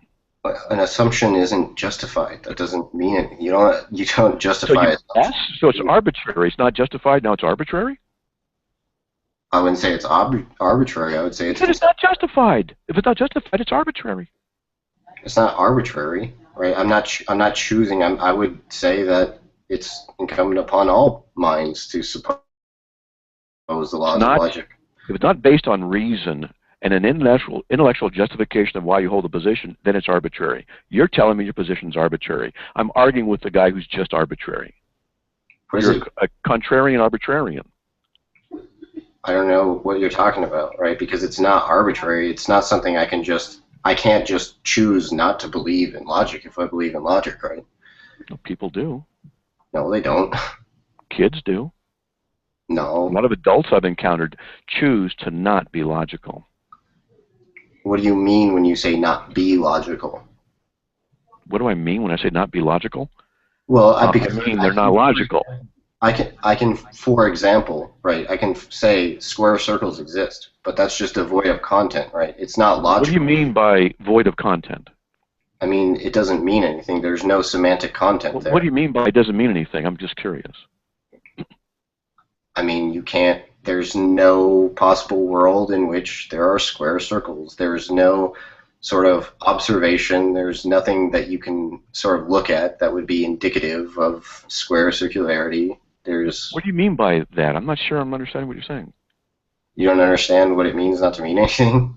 No, what I'm going to do is continue to say, what do you mean by that? What do you mean by that? What do you mean by that? No matter what you say. Why? That's all you're doing with me. I give you explanations, I give you things, and you say, what do you mean by this? What do you mean by that? What do you mean by that? As though you're trying to put complete onus on me to defend every single nuance and verb structure that I'm saying. I've asked you, from your atheistic perspective, how you justify things, and you say you don't. You just assume them. And you don't even have a reason for assuming them. You just do. I'm telling you you're arbitrary. I don't assume everything. I assume the laws of logic, right? You assume all kinds of stuff. Want me to prove you assume other things besides the laws of logic? Okay, sure. You assume your own identity from a week ago. But you can't prove you are the same person you were from a week ago. You assume that certain things are regular in the universe, which is why you don't say you have to learn them new every day. I'm an anti-realist about identity. So you don't just get to plaster me with positions because you think it's convenient, right? I'm not plastering with positions. I slide anti-realist about identity, right? Define your anti-realism. Well, I would take it as there's no fact of the matter about what constitutes a person, or like my specific identity. So nothing has any ontos? Unless I suppose some sort of intentional realism, in which case... What are you, a solipsist? No, I'm not a solipsist. I don't think solipsism is coherent. You said there's no fact of the matter of what constitutes an identity. Right, and that's, I mean, there's a bit of a discussion that needs to be had here or about this specific thing, because I can be, if I'm an intentional anti-realist, then there could be a case in which I would say, yeah, a mind exists, but that mind would be something that's constitutively self-known, that has beliefs and desires, but that doesn't necessarily entail phenomenological baggage. So if I don't have any phenomenology, for example, I mean, it's sort of what we consider a mind, right? Because presumably an intentional state could exist without a mind being attached, or without, sorry. Okay, well, let me ask you. Why did you assume anti-realism? I didn't assume anti-realism. So you arrived at anti-realism by what? because I take it what it means to exist is to have sort of qualitative states, and that there's no fact of the matter about what qualitative state. Why do you assume there's no fact of the matter which constitutes an identity? Can you test that? You arrive at it with logic without assuming the identity of logic itself? No, I assume logic. I already told you that. Yeah, but you said there's no fact of the matter of what constitutes an identity. Logic is an identity. Right. And you contradict yourself. No, about like my specific identity, like what it means to be. No, the identity of logic, the identity of nature and its essence. No, there's no fact of the matter of what constitutes an identity. That's what you said. You say you're an anti-realist. That's any position. I got this off Wikipedia just now. Any position involving either the denial of an object, reality, or the denial that verification, transcendent statements are either true or false. Okay. So you can't. You don't affirm that your transcendent statements true or false. How do you verify that? Why do you just? It's arbitrary with you. Are you done freaking out now? Are you going to calm down so we can bring the discussion? I guess we are done. If you can't. How about you be consistent in your argumentation, Josh? I'm not inconsistent. I don't Seriously. I was talking about identity is in a person's identity. So when you look at a plant, for example, and you say, well, this plant has all these sets of properties. It's at time t1, right? And then you say it goes on to time t2, right? And at t2, you want to say, well, it's the same plant, but it has all these different properties. So you have this issue between sort of descriptivism and essentialism, right? And so essentialism is sort of a position wherein essential properties exist, right? And I don't think that works. And descriptivism is where, like, what happens to be true, for example, regarding a plant. So like if I say this plant has 5 leaves, it's this many centimeters, and it exists in this point in time, then that's my actual reference. Josh, so what you're doing is making assumptions, but your assumptions ultimately are arbitrary because they're based on your subjective preferences. You don't have any external means by which you can verify that your anti-realism is the correct epistemological position. I told you it's based on logic, right? But you presuppose logic, which we've already gone through, but I've asked you to account for it, and you can't. All you do is play the game with, well, what do you mean by account for? What do you mean by this? And you go into this, what do you mean by, what do you mean by, what do you mean by? We get nowhere. This is what necessarily exists because of your anti-realism. Well, I'm not an anti-realist about logic. I'm a Platonist about logic. That's a realist position, right? So you pick and choose what particular philosophical view you want to hold at a certain time on a certain topic. But they're, right. That's historically what Josh does. That's exactly. Yeah, in other words, he's arbitrary. Josh has done historically. Yeah, he's arbitrary. It's different, amazing. Right? But they're different. It's amazing. If somebody tuned in 5 minutes ago and listened to what he was saying, he'd be, what is he talking about? Why is he talking about that? It's just. But they're different positions, right? Do you he's arbitrary. This whole night has been a headache. He doesn't have a cohesive system by which he has an epistemological basis by which he can know things. He seems to just simply say, well, I'm going to adopt anti-realism here, Platonism here, small p Platonism there. I'm going to adopt this. Well, what's the reason? He just says, I assume them, and doesn't offer any justifications for them. He assumes them. And that's what he. On what rational basis? That's the thing. I presuppose logic. Well, on what rational basis? As a anti-realist, whatever. Like, I'm just going to throw out every piece of philosophical jargon that I've memorized and see if I can bury you in it until you die of frustration. It's embarrassing. Well, when he was on with Saiten Bruggencate, he abandoned his realistic nihilist position in order to enter the debate. So he argued from a position that wasn't his own, admittedly, just to be in the discussion. But to say you're an anti-realist and then to say you're Platonic about transcendentals and issues of logic is an inconsistency. Because anti-realism says you really don't have any way of verifying any transcendental statements as being true or false. But yet, he's assuming the truth value of the very transcendentals his anti-realism doesn't allow. He's contradicting himself, and he thinks that's fine. It's ridiculous. Mm-hmm. I What do would you mean expect. by that, Matt? Well, yeah. What I mean by what I you see, the question is, I want to know what he meant by the phrase. What do you mean by?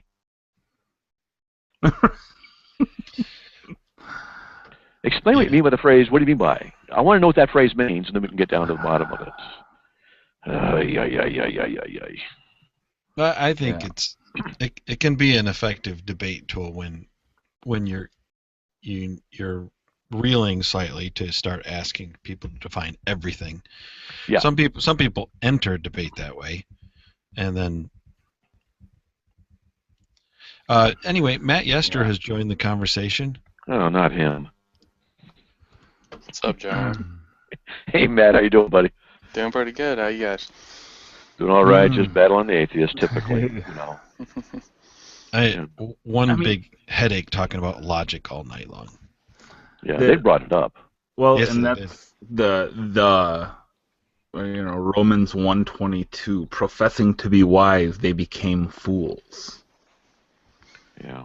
That's what I learned from Greg Bahnsen is try and bring the atheist arguments to the point of validity to show that their positions are absurd, and that's what just happened with this anti-realist guy. I mean, come on, what do you mean by? What do you mean by? What do you mean by? Come on, and seriously, to hold an anti-realistic philosophy and then also hold to the existence of objective transcendentals doesn't make any sense. It's an inconsistency. But he's holding them, and then he wants me to argue and make sense in his inconsistency, which he can hopscotch, which worldview he wants to go into, depending what part of the argument he wants to be. And he's probably going away going, man, I sure showed him. yeah. Yeah, I just looked up anti-realism, and this is according to Wikipedia. So, just in reading the first several lines of this, okay, here, let me just read it. In analytic philosophy, the term anti-realism describes any position involving either the denial of an objective reality or the denial that verification transcendent statements are either true or false. The latter construal is sometimes expressed by saying there is no fact of the matter as to whether or not P. Thus, we may speak of anti-realism with respect to other minds, the past, the future, universals, mathematical entities such as natural numbers, moral categories, the material world, or even thought.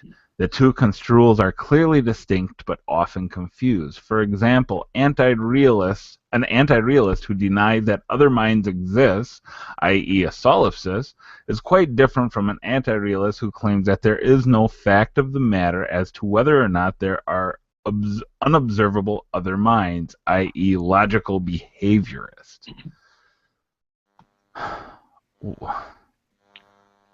You got one. That's okay. But no, I got my friend in the audience. What's that? Oh, Charlie? Oh, okay. Hey, just so you know, Charlie Spine is a friend of ours. He's a great guy. You got bounced a couple times. He didn't answer questions. Oh, did I boot him out? Okay. Yeah, you wouldn't know, but he's actually a friend of mine, and he's a great guy. Seriously, he is. You can trust him. He's the kind of guy you could. Oh no. Sorry, Charlie.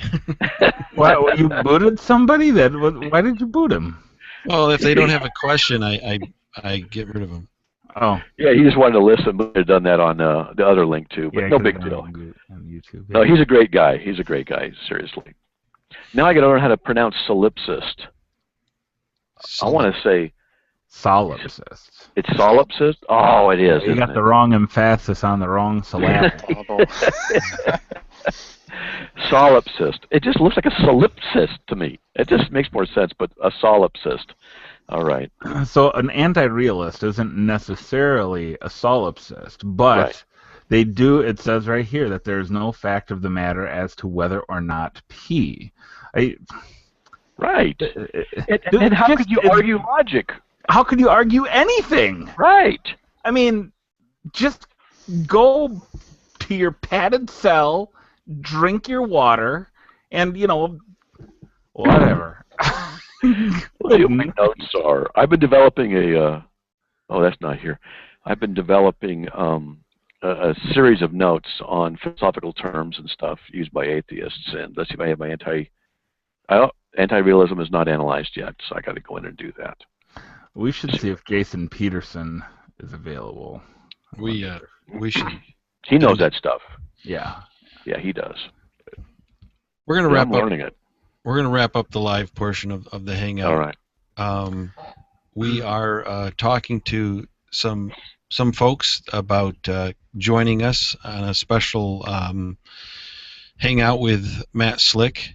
So I can't name any names now, but somebody that all the YouTube community of non-believers would be thrilled to see. In theory. In theory. Yeah, they would be thrilled to have this this very well-known person. But we're talking to this person. They've shown some interest in coming on. We just have to work out some details. So stay tuned, and we'll be doing the same thing next week, I believe. So thanks for watching, and take care. That's all. See ya. Goodbye. As we have more viewers now than the whole night. So well, I can stay and talk if I'm going to ask questions. Since we have such a large number of viewers, oh come on, Matt, perhaps you could tell us what is the gospel? Oh, okay, all right. Is there a way for them to ask quick questions? Like, I don't know. I mean, you can email me. We don't have any people waiting in line. Oh, I thought you. No, how much people were only watching okay. right now. But well, if they want to, they could email me right now if they wanted at carmstuff@yahoo.com. CARM, the word stuff, STUFF, carmstuff@yahoo.com. If they want, and I can answer. Well, maybe while we're waiting for some questions to come to your email, Matt, perhaps you could answer this question. What is the gospel? The gospel is the good news that Jesus Christ bore our sin in his body on the cross after he lived the law perfectly and never sinned, 1 Peter 2:22. And he went to the cross and died there, 1 Peter 2:24, and satisfied the requirements of the law so that we do not have to keep the law, don't lie, don't cheat, don't steal. Don't have to keep the law perfectly in order to be right with God. The good news is that we don't have to do it. He did it. That's good news. We don't have to worry about being perfect. We don't have to worry about being perfect law abiders. We don't have to keep that law. We don't have to be great and perfect that Jesus was. And the good news is that it's not up to us, it's up to him. So and the gospel is defined as the death, burial, and resurrection of Jesus, 1 Corinthians 15:1-4, as the proper means by which that all occurs, if that makes sense. I don't think I just explained it very clearly, though.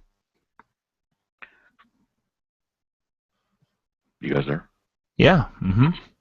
Let me go through a little bit more slowly.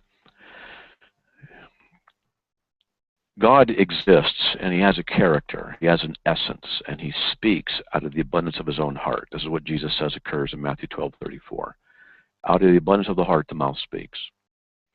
And he said, let there be light, because that's what's in his character and his essence to say. He also said, don't lie, don't steal, don't commit adultery. These statements are reflections of his character put in sentence form. That means these things are qualities of morality dealing with his essence. And because they are, if anyone were to violate those, they're violating the very character of God. Good character is important. God is holy. That's 1 Peter 1:16.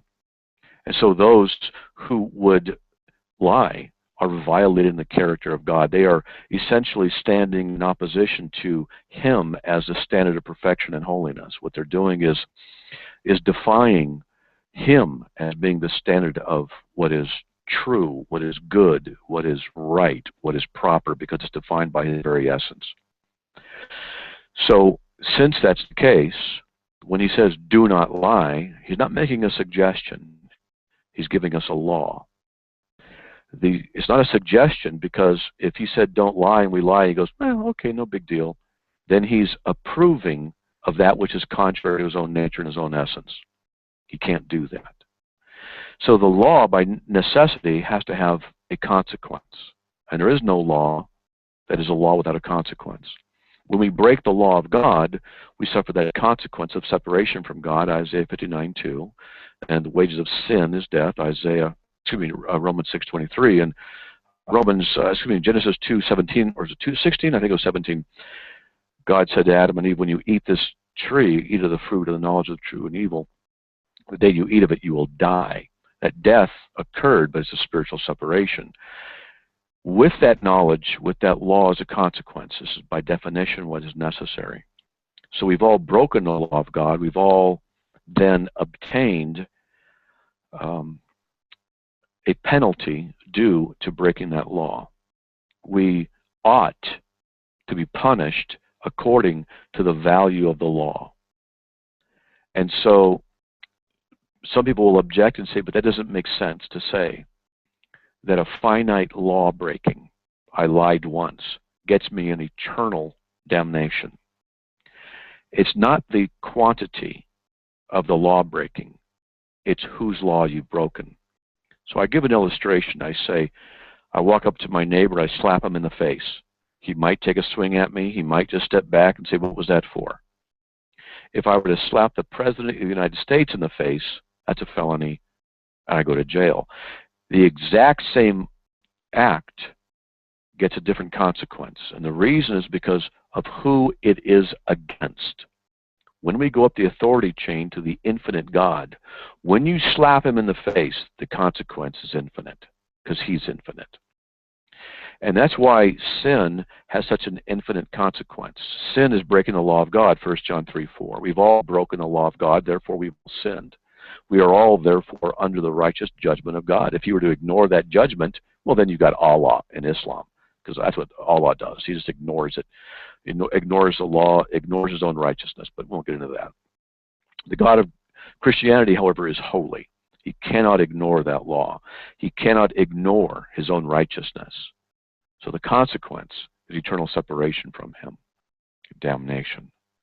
However, there's a way out, and the only way out is through his work, not ours, because we have broken the law of God, and therefore we are imperfect. But Jesus, who's God in flesh, John 1:1, verse 14, Colossians 2:9, he's God in flesh, and he can keep the law perfectly, 1 John 2:22. He never broke it, did everything right. So he lived a perfect moral life, perfect. He went to the cross with perfection upon him, according to the law of righteousness. Since he's divine also, his quality of life is infinite, and the quality of his death is also infinite. So that when he took our sins in his body, and he bore them, 1 Peter 2:24, and he died with them, since he has two natures, called the hypostatic union. Won't get into that theology right now, but it's just called the hypostatic union, two natures. He's both divine and human. Since he was a divine quality, the human life had that attribute of divineness to it. That's the communicatio idiomatum. Won't get into that. But since he's God in flesh and he died, the sacrifice has infinite value. Therefore, the offense against the infinite God can be rectified by the sacrifice according to the law of the second person of the Trinity, the infinite divine being, the infinite divine one, Jesus. So that the law then is satisfied, God the Father is satisfied. But since we're not able to do anything, we're able to keep that law perfectly, because that's what is required, perfect obedience to the law. You can go to Galatians 3:10 and James 2:10 for that. And since we're not able to do it, and Jesus did do it, and since we have nothing to offer because everything we've done is, well, imperfect, then we just sit down and do nothing except trust in what Jesus did. We don't have to keep the law. We don't have to try, because there's nothing we've got. I say to people, imagine this crawling up to the cross where Christ is. His blood is dripping down upon the wood, upon the dirt. His life is leaving him. Leviticus 17:11 says that life is in the blood. His blood is dripping out. His life is dripping out. And we come up, or you come up, with your bag of sin. That's what you've got. And Isaiah 64:6 says that our righteous deeds, Isaiah 64:6 says our righteous deeds are filthy rags before God. And the words in the Hebrew, filthy rags, is literally used menstrual cloths. We crawl up dragging behind us our best efforts, our imperfect efforts, our sinful things, our used menstrual cloths, and we shove them against the dirt up to that cross. Our feet backing away, our face to the ground, and we ask Jesus to take that and to do away with it and to give us his righteousness that he lived. And he looked upon the one who would trust, who would so ask, and he grants to that person exactly that. He takes all that filthy refuse and gets rid of it. And he gives to us the righteousness that is not our own. Philippians 3:9 says so. We have a righteousness that is not our own. We are then made right by the law, because the righteousness of Christ, which he kept the law perfectly, that righteousness is reckoned to our account. It's called imputation. It occurs by faith. We call that justification. Justification, the standing of legal righteousness, and it's achieved by the imputation of his righteousness to us, the accounting of it to us. His righteousness becomes ours. That's called imputation. When it becomes ours, then we're justified. We're made right before the law. So therefore, effectively, our sin, our breaking of the law is done away with.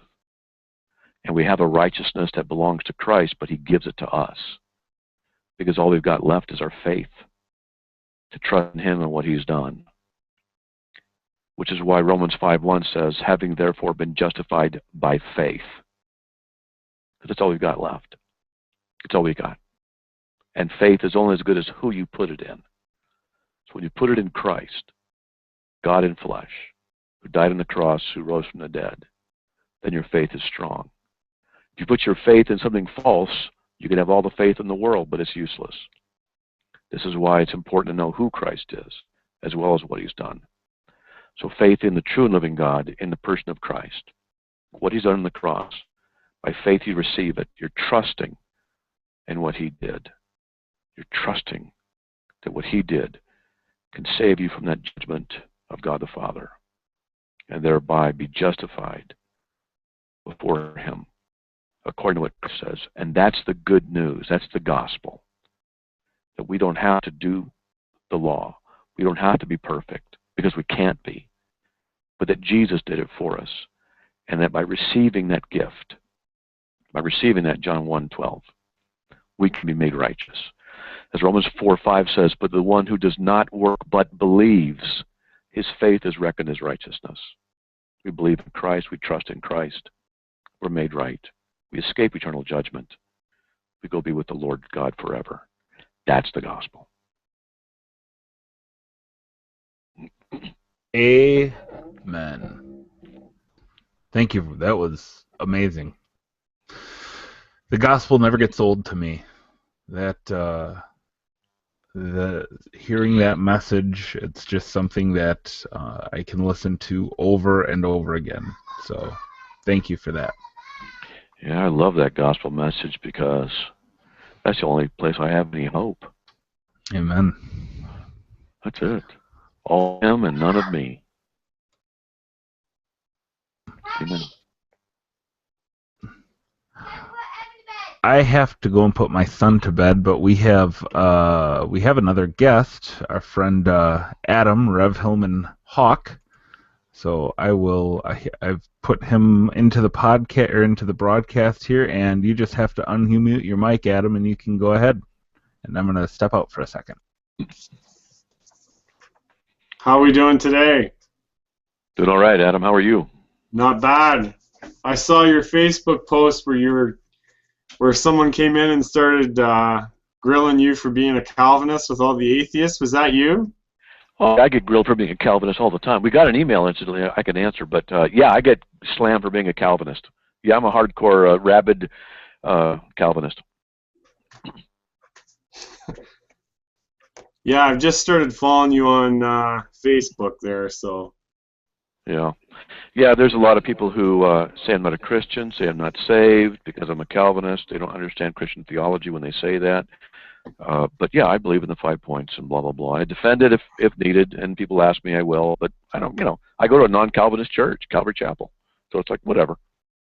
So it is a Presbyterian church, or? No, it's Calvary Chapel.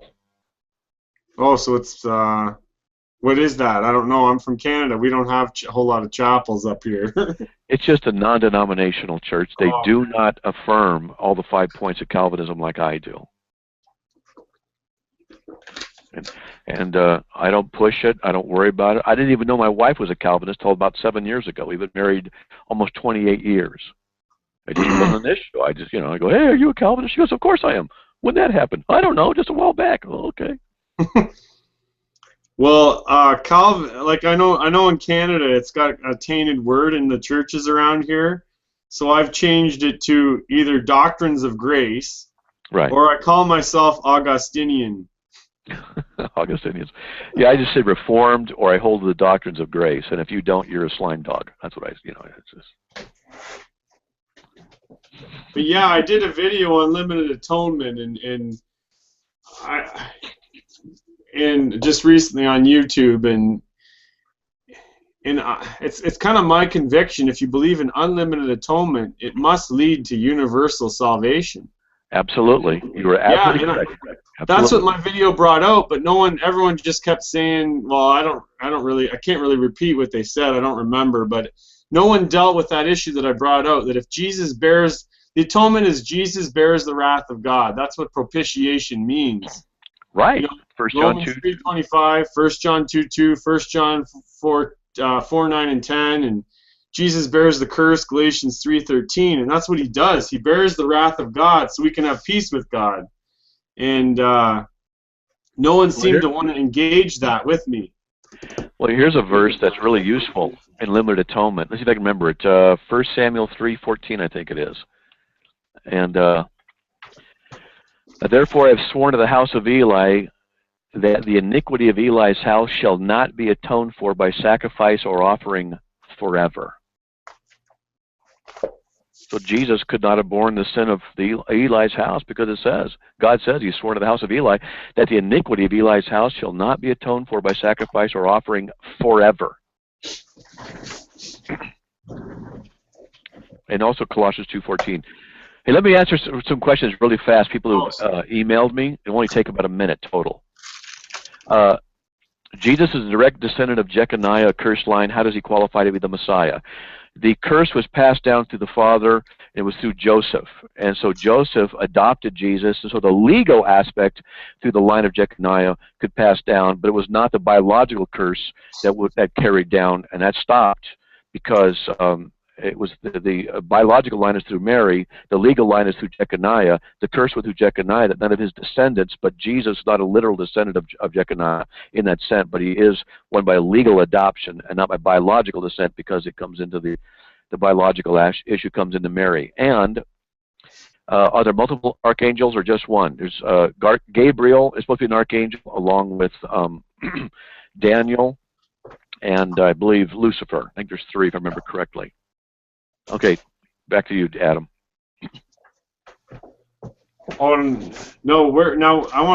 That's interesting about the archangels. Like, how are you basing that? Uh-oh. Oh, there we go. Let me see if hold on, come on, Carm. I did the research a while back. My website's giving me a hard time. No. There we go. Archangel. From the book of Deuteronomy. No, let me see. Here we go. Come on. Classification of angels who have great rank and power. Apparently there are 3 archangels, Michael, Gabriel, and Lucifer. The word archangel is found only in the New Testament in 2 places. 1 Thessalonians 4:16, for the Lord himself will descend from heaven with a shout, with the voice of the archangel, and with the trumpet of God. Dead in Christ shall rise first, Jude 1:9. But Michael the archangel, when he disputed with the devil, etc. So Yeah. it's an inference. Okay? Oh, okay. 3, 4, 6. I remember doing the research, and several of the commentaries said that they suspected that all 3 were archangels. And there's, but anyway, that's just seemed to be, so I went with that because I don't know. I'm not an angelologist expert. Mm-hmm. And you could. What I think would be interesting is to trace 1 Thessalonians 4:16, the Lord, the voice of the archangel, who the voice is and what that voice is. Because you're going to like this. This is just for fun. I believe that when Jesus returns, the first ones taken are not the good, but the wicked. Well, that's isn't that? Aren't you leaning on Matthew for that? Matthew 24, Luke 17, Matthew 13. Yes. And Yeah, besides, I'm Baptist, but I'm more maybe millennial. well, that's because you're smarter than the average Baptist. Well, actually, it's strange because in a lot of the church, well, the first full-time pastor I was in, there was a lot of premillennial, and you try and explain the millennial position, and they stare at you like you're a heretic or something. They do. Yes, I know. I know, but I have arguments. I have a study that I got from somebody, modified it a little bit, that, in my opinion, just proves amillennialism. But that's just my opinion. It may not, but I think it does.